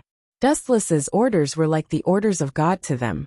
If they disobeyed even the slightest thought, the evil curse would be activated, and they would suffer unspeakable suffering. Aya, it seems like we have guests. Wu Chen's squinted eyes suddenly opened and looked out of the window. He clearly felt a strange aura quietly approaching, and the hiding technique was very sophisticated. At first glance, he knew it belonged to the type of powerhouse. Wan Lia, go and welcome the guests outside. Remember to be polite to the ladies. Dustless glanced at Wan Lia and then leisurely closed his eyes. As for Wan Lia, she looked at Dustless suspiciously. Someone was here? She did not notice it at all, and then nodded silently. Who is it? Could it be? Hu Tao and Yushi looked at each other. Their cheeks were filled with joy. Could it be that someone from the brave tribe had come to rescue them? Stop dreaming. No matter who it is, it can't be the hero tribe. Dustless bluntly attacked the two sisters and said coldly, that person should be a woman, and she is extremely powerful. I don't think she is any weaker than Dong Ching Sun. Does your brave tribe have someone like that? Hearing this, Hu Tao and Yushi were greatly disappointed. Their beautiful eyes were replaced by despair. That's not right. How did you know it was a woman? Zhao looked at Dustless in confusion. This guy had been training them the whole afternoon and did not go out. How did he know that the person who ambushed them was a woman? Humph, a group of little kids. You won't understand even if I tell you. It has something to do with personal experience. Dustless said very confidently, looking at the ceiling comfortably. I have been in contact with too many women in my life, More than the number of meals you have eaten, understand? I can tell a man or a woman just by intuition. You only know how to brag. Hu Tao snorted lightly, expressing 100% disbelief. Hearing this, Dustless smiled. He was fooling the three women, but the person who came was indeed a woman. Although observation hockey can't distinguish the appearance of a human, the difference between the figure of a man and a woman can still be felt. This person is a woman, and through the perception of observation hockey, Dustless also knows that her chest is very big, even bigger than Nere's Koto's. She is strong and has a good figure. It shouldn't be her, right? In Dustless's mind, a beautiful woman wearing glasses and a white coat immediately popped up. Creak. Outside the bedroom, suddenly there was the sound of high-heeled shoes twisting. Dustless, Hu Tao, Yuki and Yuki all looked over. When they saw the person who came, both Yuki and Yuki were stunned and immediately exclaimed, "Hasegawa-sensei?" The person who was brought in by Wanlia is the healthcare teacher of Yuki and Yuki's school, Hasegawa. Sure enough, it's her. Is she here for revenge? Dustless's eyes flashed, and he closed his eyes again leisurely. I thought you would come in directly, but I didn't expect you to be so polite. Since you are not here to fight, sit down by yourself. Hasegawa's beautiful eyes looked at Dustless, seeing this guy holding left and right, living a G.O.D. like life, and said indifferently, more lustful and frivolous than I thought. You are really a pervert. Hee. Lustful. Hearing this, Dustless laughed. Although he signed the master-servant contract, he didn't force the women to do anything excessive. How can he be related to perverts? Who are you here for? Dongqing-sen? Or Yuki and Yuki? Dustless asked and didn't hide it, saying bluntly, if it's for Dongqing-sen, then I'm sorry, that kid is dead.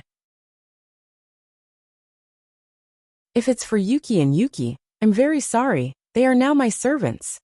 As soon as his voice fell, Dustless felt an amazing hostility locked on him. Looking at the source, Hasegawa's beautiful eyes exuded a substantial chill, like a long knife stabbing at him. There was a light floating behind Hasegawa, and the terrible magic could even distort time and space. Even if there was no magic leakage, the whole house had begun to creak, and could collapse at any time. So strong! Yuki and Yuki's faces changed greatly, looking at Hasegawa in fear. This female sensei, who had always been gentle, was definitely a ruthless character. Under the deterrence of this momentum, they felt that they could die at any time, as if there was a dangerous knife hanging on their necks, which could end them at any time. Only Dustless was unmoved. He looked at Hasegawa for a moment with no expression, and his dark eyes exuded an ominous feeling. The so-called god is only at this level? If you continue to behave atrociously, then I really can't forgive you. Then, Dustless broke out a more oppressive momentum, like a tsunami rushing to Hasegawa. Poochie! Hasegawa's face changed greatly. The moment she was covered by the supreme majesty, her internal organs trembled, almost crushing her. She couldn't help but spit out a mouthful of blood, and her face was as pale as paper.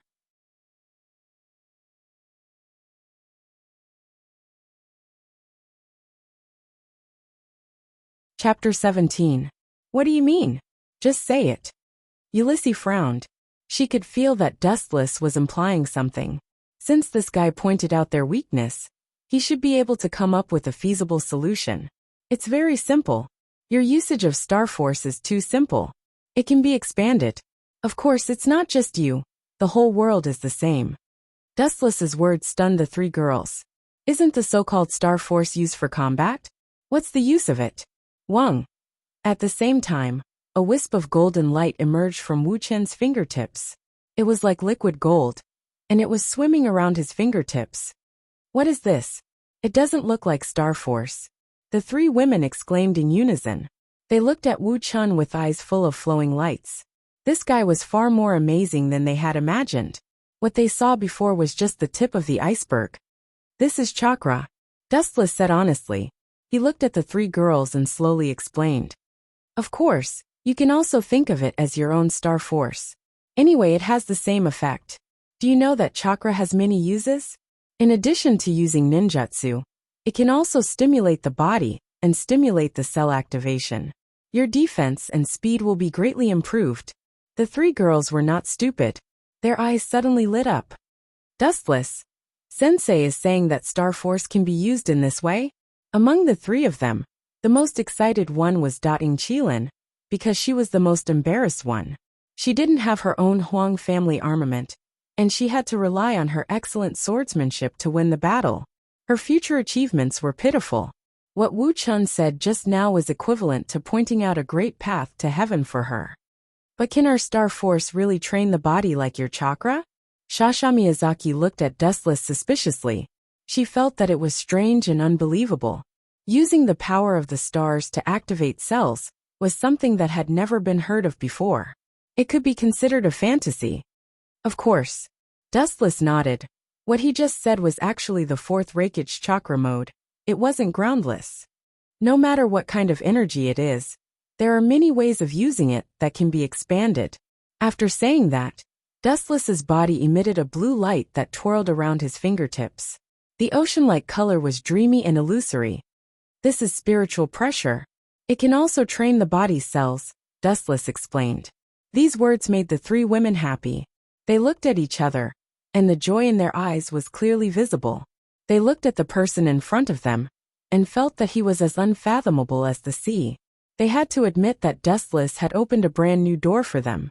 All right, you guys can go back and figure it out yourselves. That's all I can say. Dustless waved his hand and ordered them to leave. He didn't have anything like star power, so he could only enlighten the three of them. Qilin, stay. Dustless added. Her.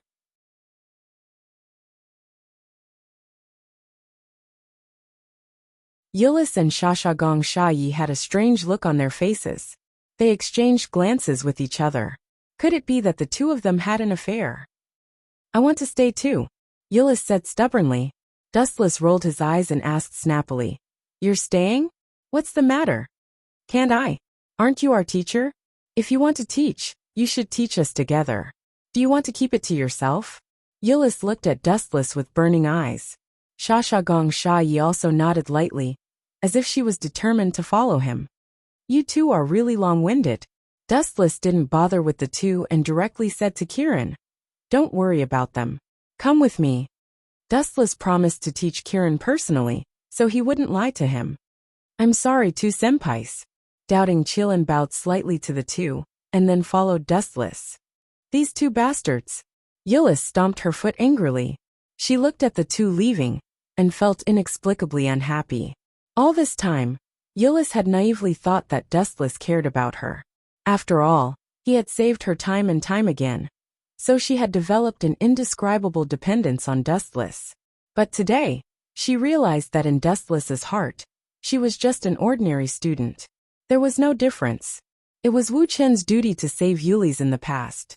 After all, as her mentor, Wu Chen couldn't just watch as his student was killed. Then Senpai Dustless, won't the two senpais be angry? Kirin, who was weak and kind, asked worriedly. Angry? You think too much. That kid wanted to kill me before. Dustless shook his head indifferently. There was nothing between them. It was just an ordinary teacher-student relationship. Dustless then said to Kirin, show me your swordsmanship. Treat me as an enemy, and attack me with all your might. After hearing Dustless's words, Kirin naturally didn't hold back. She unsheathed her tachi, and attacked with an extremely tricky swordsmanship.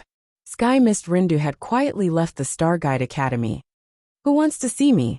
I don't know anyone. Sky Mist Rhinesol was wearing a thick robe, revealing only his face. His face was filled with endless doubt. He was sitting alone in a quiet coffee shop. He was surrounded by unfamiliar faces, and he didn't recognize any of them. Just yesterday, Sky Mist Rindu suddenly received a letter. There was no signature, only an invitation to meet him. At first, Sky Mist Rindu wanted to refuse, but in the end the letter said, if you want to know about your sister, Sky Mist Rindu. Sky Mist Rindu's heart was hooked by this sentence. That was why he sneaked out to meet the letter. I didn't expect you to be so punctual. A calm voice suddenly resounded in Sky Mist Rindu's ears. This voice was extremely calm, as if it had already expected that Sky Mist Rindu would show up. The voice was very calm and relaxed. P.S.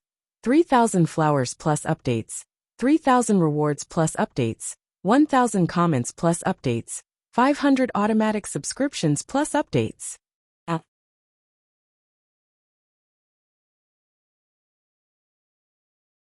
Chapter 18. Ha ha ha. That incestuous woman is finished this time. You won't go easy on her, right? Stacy laughed exaggeratedly while holding her stomach. She rolled around beside Dustless without a care for her image. Of course. Dustless answered with certainty. They were unrelated, so why would he go easy on her? Hee hee. When the time comes, you must do your best and teach that incestuous woman a lesson for me. Stacy winked at Dustless.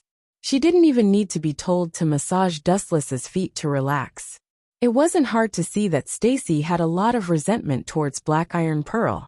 Are you hungry? Do you need this princess to personally cook some delicious food for you as a reward? Stacy's beautiful eyes flickered with a strange luster. Her delicate face was almost touching Dustless's face. A princess cooking for me. I really can't afford it. You don't have to be nosy. Go do what you need to do. I need to rest. Dustless waved his hand and ordered Stacy to leave. Then have a good rest. When night comes, this princess will let you taste my cooking. Stacy skipped away like a happy elf. She's really hopeless. Looking at the girl leaving, Dustless opened his eyes. Just as he was about to fall asleep, his phone rang. Dustless couldn't help but look at it. It was a text message from the chairman. The content was very simple, asking to meet him. That woman. We just met. Why is she looking for me again? After complaining, Dustless put on his clothes, jumped out of the window, and went straight to the chairman's office. At this moment, there was a middle-aged man in a suit in the chairman's office. This person looked old-fashioned. His facial features were similar to Black Iron Pearl, but his temperament was much more mature. Just by sitting there, he didn't need to release his aura to make people feel a heavy pressure. This kind of person at first glance had been trained in a high position for a long time. He had a powerful aura. It was certain that this person was either rich or noble. Creak. The office door was gently pushed open, and Dustless walked in. He couldn't help but frown. Didn't that woman ask me to meet her? But he himself disappeared. Dustless was about to turn around and leave when the middle-aged man sitting on the sofa opened his mouth. Young man, are you going to ignore me? His voice was as calm as an ancient well, devoid of any emotion. Young man? Dustless glanced at this person from the corner of his eyes. After examining him for a moment, he said coldly, No matter who you are, watch your tone. Wu Chen's real age was more than enough to be his ancestor. Sure enough, it's just as the chairman of Xingong Temple said. You're unruly. Although you look frivolous on the surface, you're actually more arrogant than anyone else. The man in the suit on the sofa did not get angry. He introduced himself politely. My name is Eben Yen. I'm Eben Yan's father.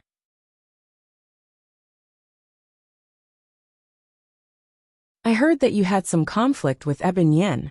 Sorry. Hearing this, Dustless's expression eased a little. He asked directly, Did you ask the chairman to call me here? We don't seem to know each other, and to some extent, we're quasi-enemies. After all, Dustless didn't have a good relationship with Eben Yen and Eben Hui. You're exaggerating. There's no such thing as an enemy. Eben Yen smiled and said rather gently, I heard that your opponent tomorrow is Eben Yen. That's right. Dustless nodded and then added, If you want me to lose to her, then forget it. He Tian's expression froze. He took a deep breath and said, To tell you the truth, I've always thought highly of Zhu Xian. If you eliminate her in the first round, wouldn't that mean that you can't accept it? Our Eben family is a famous family in Japan. If people know about it, we'll lose face. If you want to blame someone, you can only blame her bad luck. Dustless said coldly. He had already understood Eben Yan's intention. He probably wanted him to go easy on Eben Yan. It was a beautiful idea, but it was absolutely impossible. Because once Dustless went easy on Eben Yan, it meant that he would lose. Although Dustless didn't care about the final result, he wanted to crush Eben Ihui's dignity in front of everyone. How could he lose to Eben Yan? Absolutely not. I heard that you seem to have a grudge against Ihui. Eben Yan looked at Dustless with burning eyes and suggested, I have a suggestion. Why don't you listen to it? I can use my power to make Ihui lose face, and even be kicked out of this school. The premise is that you have to lose to Eben Yen and let her participate in the Seven Stars Sword Dance Festival as the representative of Shattering Military Academy. Eben Yan's eyes were shining with a strange light, like the bright moon. It seemed that he was sure that Dustless would agree. Are you serious? Dustless stared straight at Eben Yen. His tone was emotionless. Of course I'm serious. Why don't I tell you directly? I've been making things difficult for Ihue to graduate, but that kid's temper is too stubborn. He won't listen to me. Eben Yen said helplessly. Although your conditions are very attractive, my answer is, stop dreaming. Dustless squeezed out a sneer and said disdainfully, you think that without you, I can't make him lose face? Hilarious. Do I need to cooperate with someone like you? After that, Dustless left, leaving Eben Yen with a pale face. He clenched his fists. He didn't expect that Dustless would reject such a generous offer.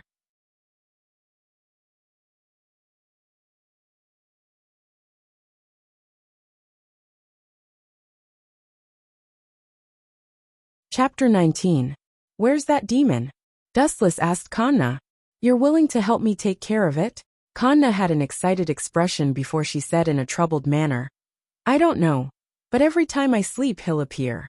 How about I? Kanna's face was currently red as she stuttered, as if she had something difficult to say. She was also embarrassed. If you have something to say, just say it, Dustless said in an extremely magnanimous manner. How about I sleep at your place tonight? Or, how about you sleep at my place? That way, you might be able to see that mirror demon. Kanna lowered her head in embarrassment after saying this. It was quite difficult for a girl to make such a request. I hope you can understand. I had no other choice. Not only did that demon keep harassing me, he even threatened my parents and caused them to be hospitalized. I can't forgive him for that. Kanna raised her head and looked resolutely at Dustless. Her eyes were shining brightly. Even if she knew that she was dancing with the devil, she was still willing to give it a try. Your courage is commendable. You clearly know that we're all demons, yet you still dared to make such a request. Aren't you afraid that you're inviting a wolf into your home? No, you're currently in a wolf's den. We're all demons. Dustless revealed his 10 black tails right after he finished speaking. His tails were swaying eerily like pythons, causing Kanna to uncontrollably shiver. I know, but I have no other choice. Kanna chuckled wryly as she explained. The reason why I believe in you is because Nuliang-sen saved me once when I was young. Ever since then, I've felt that there really are demons in this world. But there are also good and bad demons. Just like humans, if there are bad demons, there will also be good demons. There are also good demons and bad demons. In other words, you're treating us as good demons? Since that's what you think, I'll be a good demon as well. Why don't you sleep at my place tonight? If that mirror demon really does appear, I'll destroy him. Dustless's eyes flashed coldly. Thank you for your generosity. Hearing this, Parent Kanna repeatedly bowed to Dustless in thanks. She didn't need anyone else to be polite. She walked over to the bedroom next to the cherry blossom tree. After entering the room, the young girl looked around like a curious baby. She even calmly picked up some pastries in the room and began to eat them. These were all made by the Snow Maidens, and they were extremely delicious. Are all humans so bold these days? It's fine if she's not afraid when she's in a monster's house, but she's even eating that thing casually. Isn't she afraid that it's a pastry made from human brains? Dustless commented in confusion. He carefully observed Kanna's expression, which was natural and casual. She didn't seem afraid at all. Didn't she just say that she's treating us like good demons? This human girl is truly a strange one.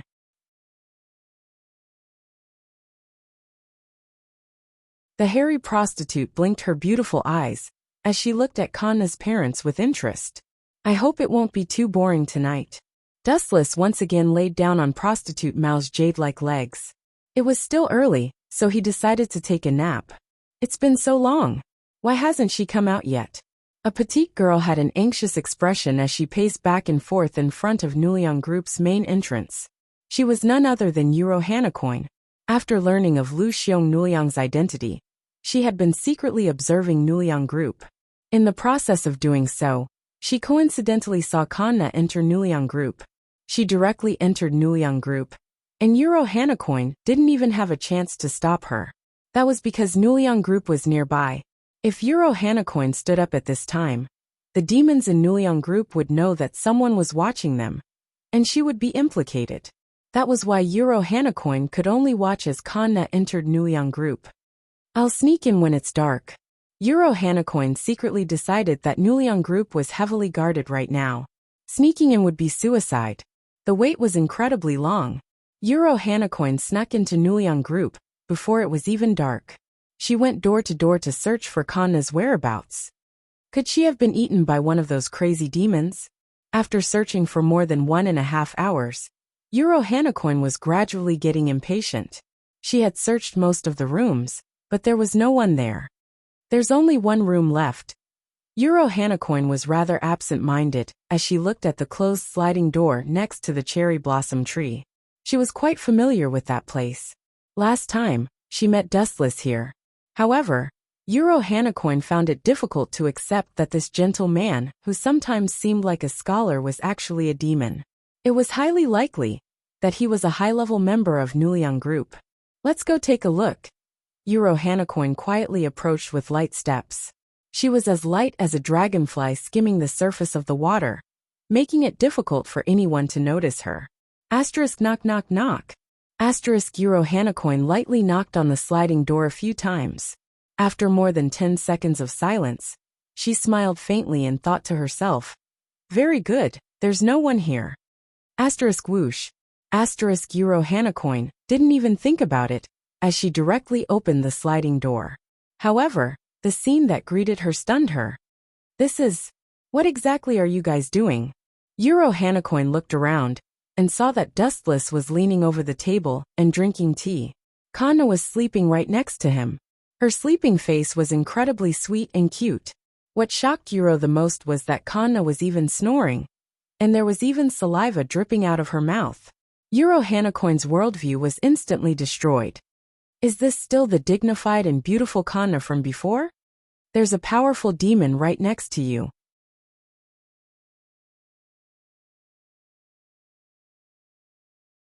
You're sleeping so soundly that you don't even know if you're going to be eaten. Euro, don't make such an exaggerated expression. The night is still young. Come sit down and drink some tea with me. Dustless pointed at the seat across from him and smiled faintly. His expression was calm, as if he was looking at one of his own.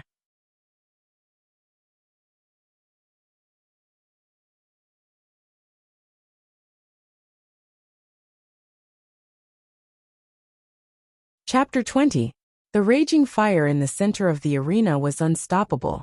It filled the entire arena, including Black Iron Centipede.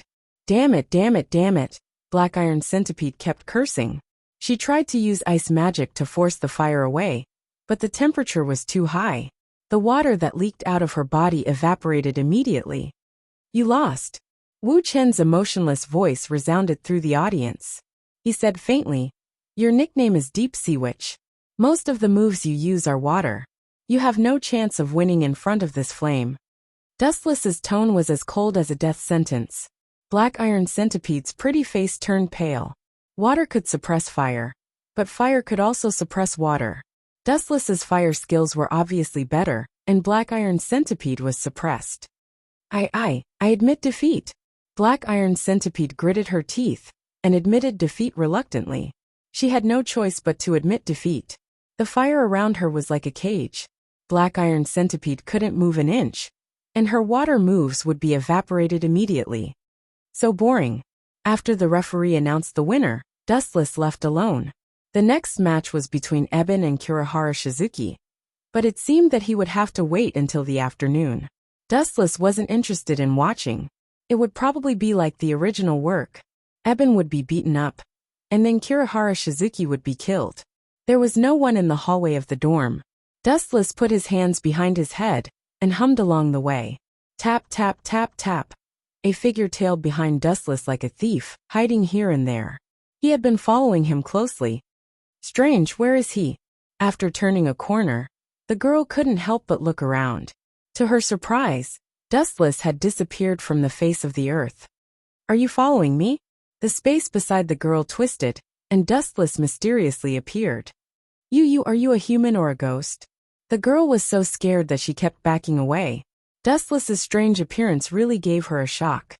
If you're a ghost, then you're dead. Dustless replied indifferently. He stared at the girl's fair face and asked, You're Ice, right? You know me? The girl's eyes widened slightly. No, I don't. Dustless simply responded, and then said bluntly, But there are only two kinds of people who follow me. They either want to kill me, or they have something to ask of me. You should belong to the second kind, right? Ice's lips twitched when she heard this. Flames of anger flickered in her eyes. She gritted her teeth and suddenly knelt down. I hope you can help me. I am willing to give up everything for this. Why don't you get up first? A girl suddenly kneeling down. People might think I'm a bully. Dustless patted Ice's shoulder, and she slowly stood up.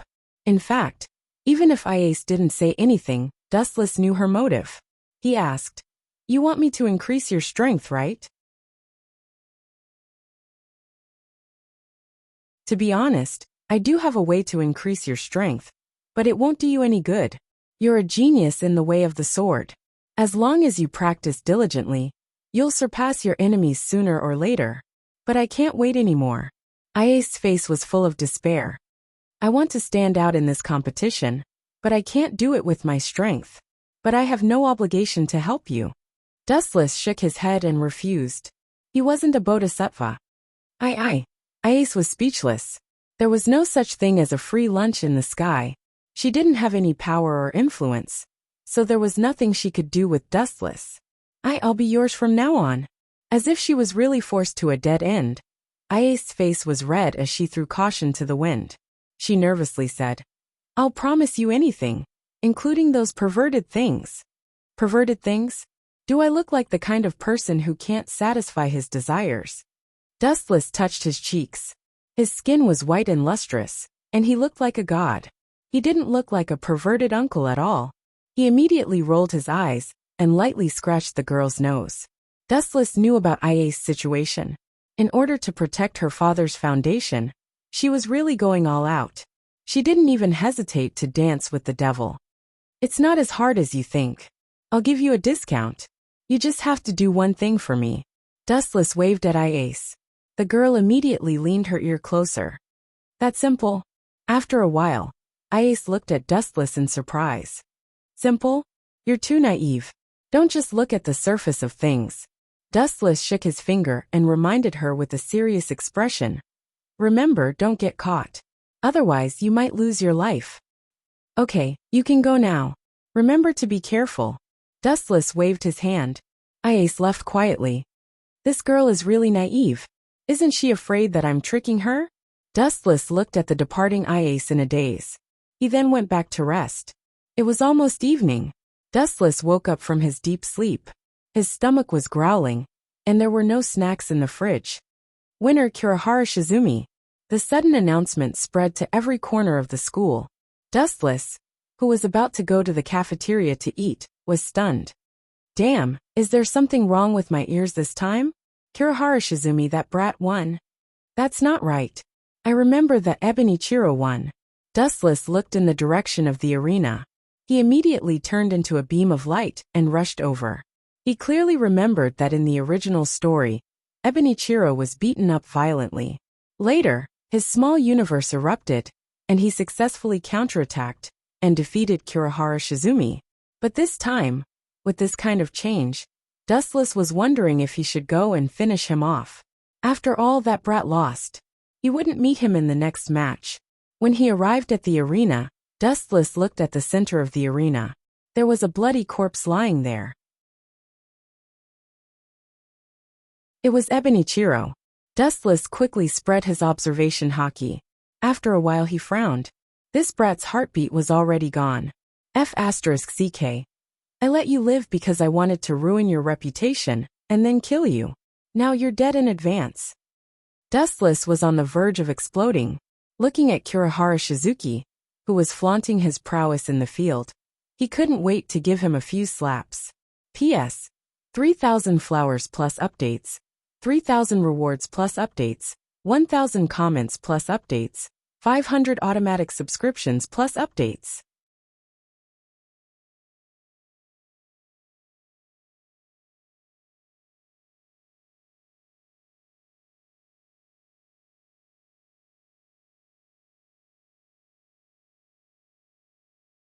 Chapter 21. Bang Boom Boom Boom.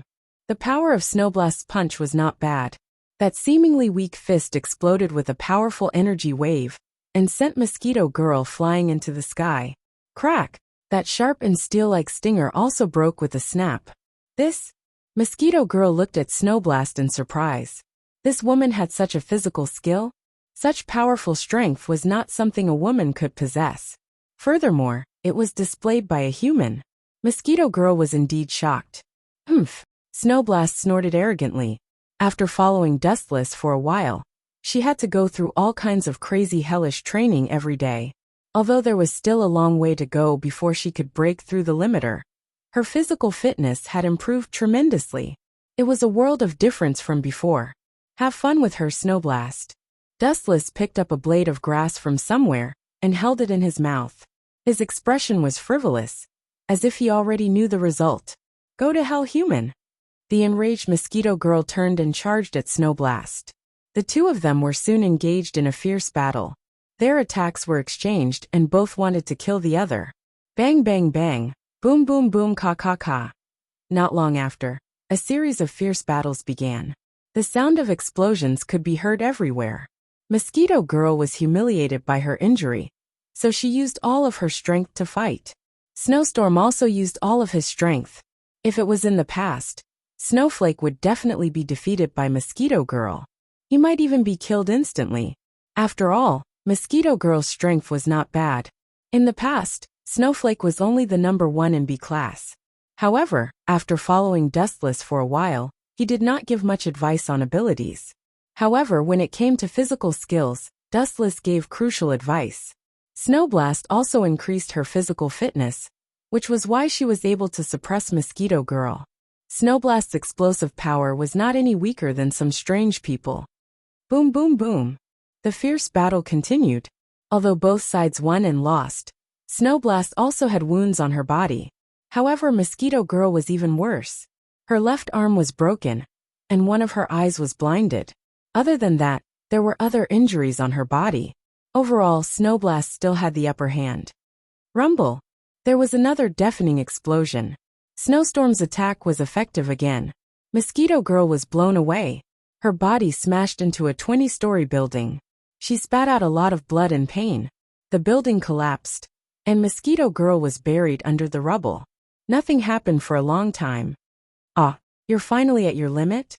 Dustless, who was leaning against the corner of the wall, couldn't help but look over.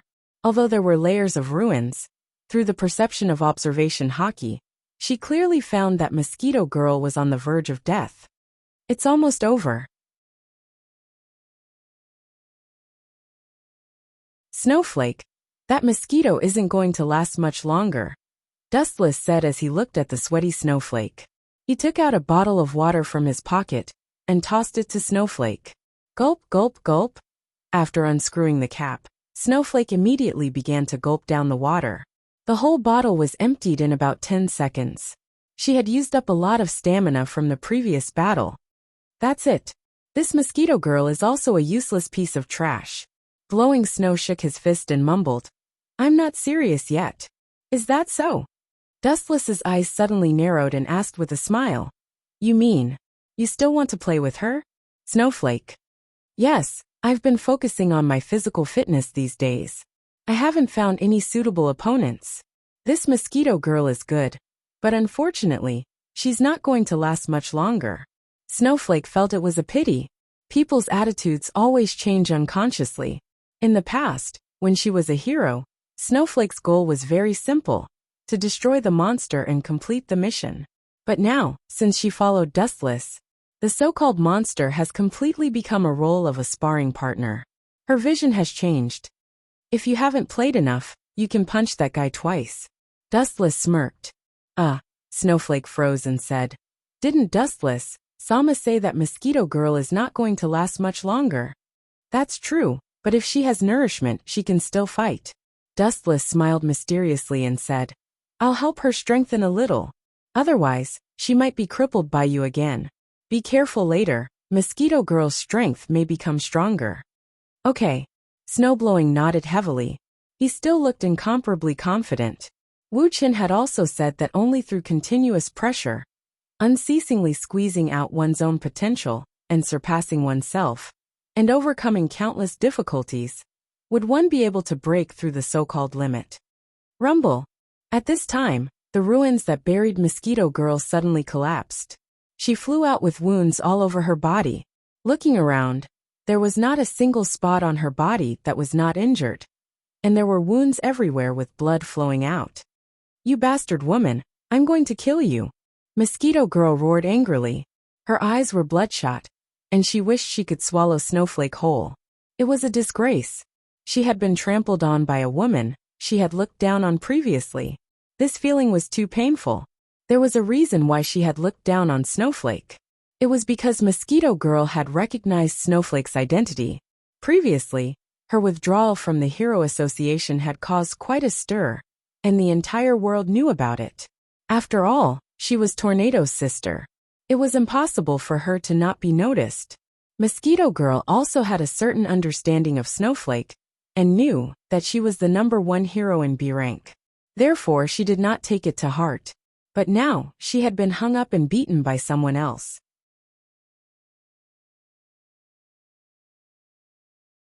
Her arm had been torn off. She had lost all her face. Huff, huff, huff.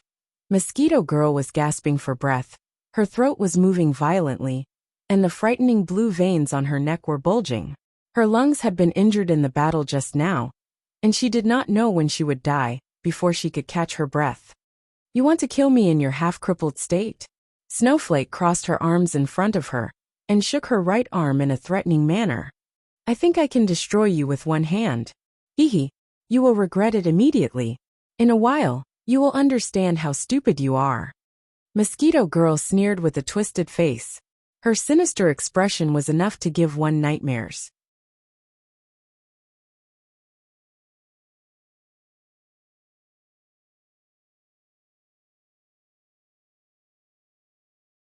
Chapter 22. A few years had passed, but Principal Margaret could still remember that the difference in strength between the students taught by Dustless and those who had never been taught was like heaven and earth. This was reflected vividly in Shadalisa. Jainisa, who was ranked second in the second year, had never been taught by Dustless. In the end, she was just a small fry who could be defeated in a single blow. "It's time to announce the winner," said Principal Margaret. Shadalisa was the only one left in the second year, so it went without saying who the final winner would be. About half an hour later, the competition was over. Shadalisa had just walked out of the venue when she ran into Dustless and Violet, who had been waiting for her for a long time. Unlike Shadalisa, Violet did not choose the Pandora industry. Instead, he chose to take over the family business. In a short period of time, the Bridget family became a superpower in the world's business, infiltrating various businesses in various countries. Sister? With brother? Shadalisa noticed the two of them, and a warm smile bloomed on her cold face as she threw herself into Violet's arms. This scene stunned many people, and their eyes widened. When did the Queen of Exquisite Contact become so approachable? What a miracle! Didn't I say it before? How many times have I said it? You're not allowed to call me brother. Dustless flicked Shadalisa's forehead in annoyance. Because of his youthful appearance, he had always maintained the appearance of an 18-year-old to a 20-year-old, and Shadalisa had always treated him like an older brother. Hehe. Shadalisa rubbed her head and giggled. She blinked her big eyes and said, "Am I supposed to call you old man?" "Forget it, up to you." Dustless could not be bothered to argue and said bluntly, "Speaking of which, do you feel any discomfort in your body?" Dustless's cells were not something that could be easily controlled. It was just like how only a few people could transplant Hashirama's cells. If there's a flaw, it's that it's too explosive. Sometimes I can't control that powerful force. As for its advantages, it has too many. The biggest advantage is that it almost never tires. I've tried not sleeping for several days and nights, and it still felt like nothing had happened. So you're experimenting on my cells. Dustless rolled his eyes. He was relieved to hear that there were no side effects. In Naruto, many people died after transplanting Hashirama's cells, and Dustless's cells were stronger than Hashirama's. which meant that he was in more danger. He was relieved to hear that Shataraza was fine. This is a rare opportunity. Let's have a meal together. It's not easy to get into this school. I only managed to sneak in by pretending to be Dustless, Kuan's wife. Violet complained with some dissatisfaction. Dean Margaret was unexpectedly strict. Wife. Shataraza was stunned when she heard that.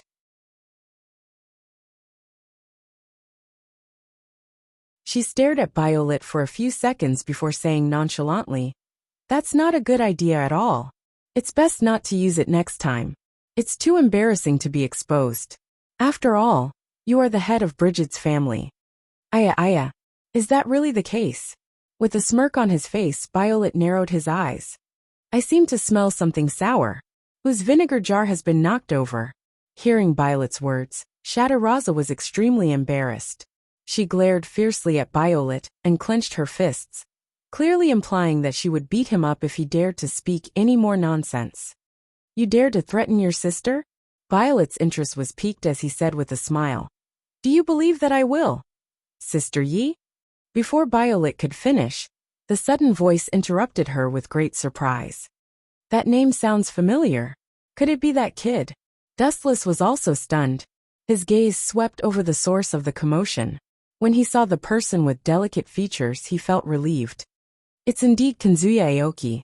Is this the guy that Grandpa wanted me to conquer? Is it because of the implantation of my sister's divine mark? Kanzuya Aoki was stunned for a moment when he saw Shatalisa. Then, he began to think of a way to win her over. That's right. Kanzuya Aoki's mind flashed as he thought of a good way to get close to Shataraza. He leaped over.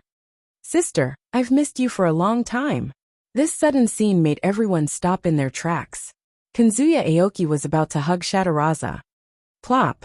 Kanzuya Aoki hugged a body and was instantly overjoyed. Grandpa, I succeeded.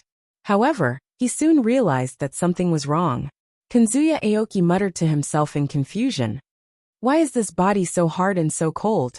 Shataraza's body is clearly very voluptuous. I'm a man. My body is definitely not as soft as a woman's. I'm sorry to disappoint you. Also, can you send me away now? The sudden voice made Kanzuya Aoki shiver. He looked up and saw Dustless's cold face. Damn it, why am I hugging this bastard? The corner of Kanzuya Aoki's mouth twitched. An army of 100,000 alpacas ran through his mind. Do you really want to die that badly? Shataraza's gaze was as cold as a knife. Her eyes were filled with killing intent as she looked at Kanzuya Aoki. If not for Dustless, she might have been the one hugged just now. Just the thought of it infuriated Shataraza. In her entire life, there were only 3 people who had ever touched her body. One was her mother, one was her older sister, Violet, who often fooled around, and the last was Dustless, who had personally taught her how to fight. You're tuning in to the Journey of the Soul YouTube channel. Don't forget to subscribe and join us on this journey to catch the most captivating stories.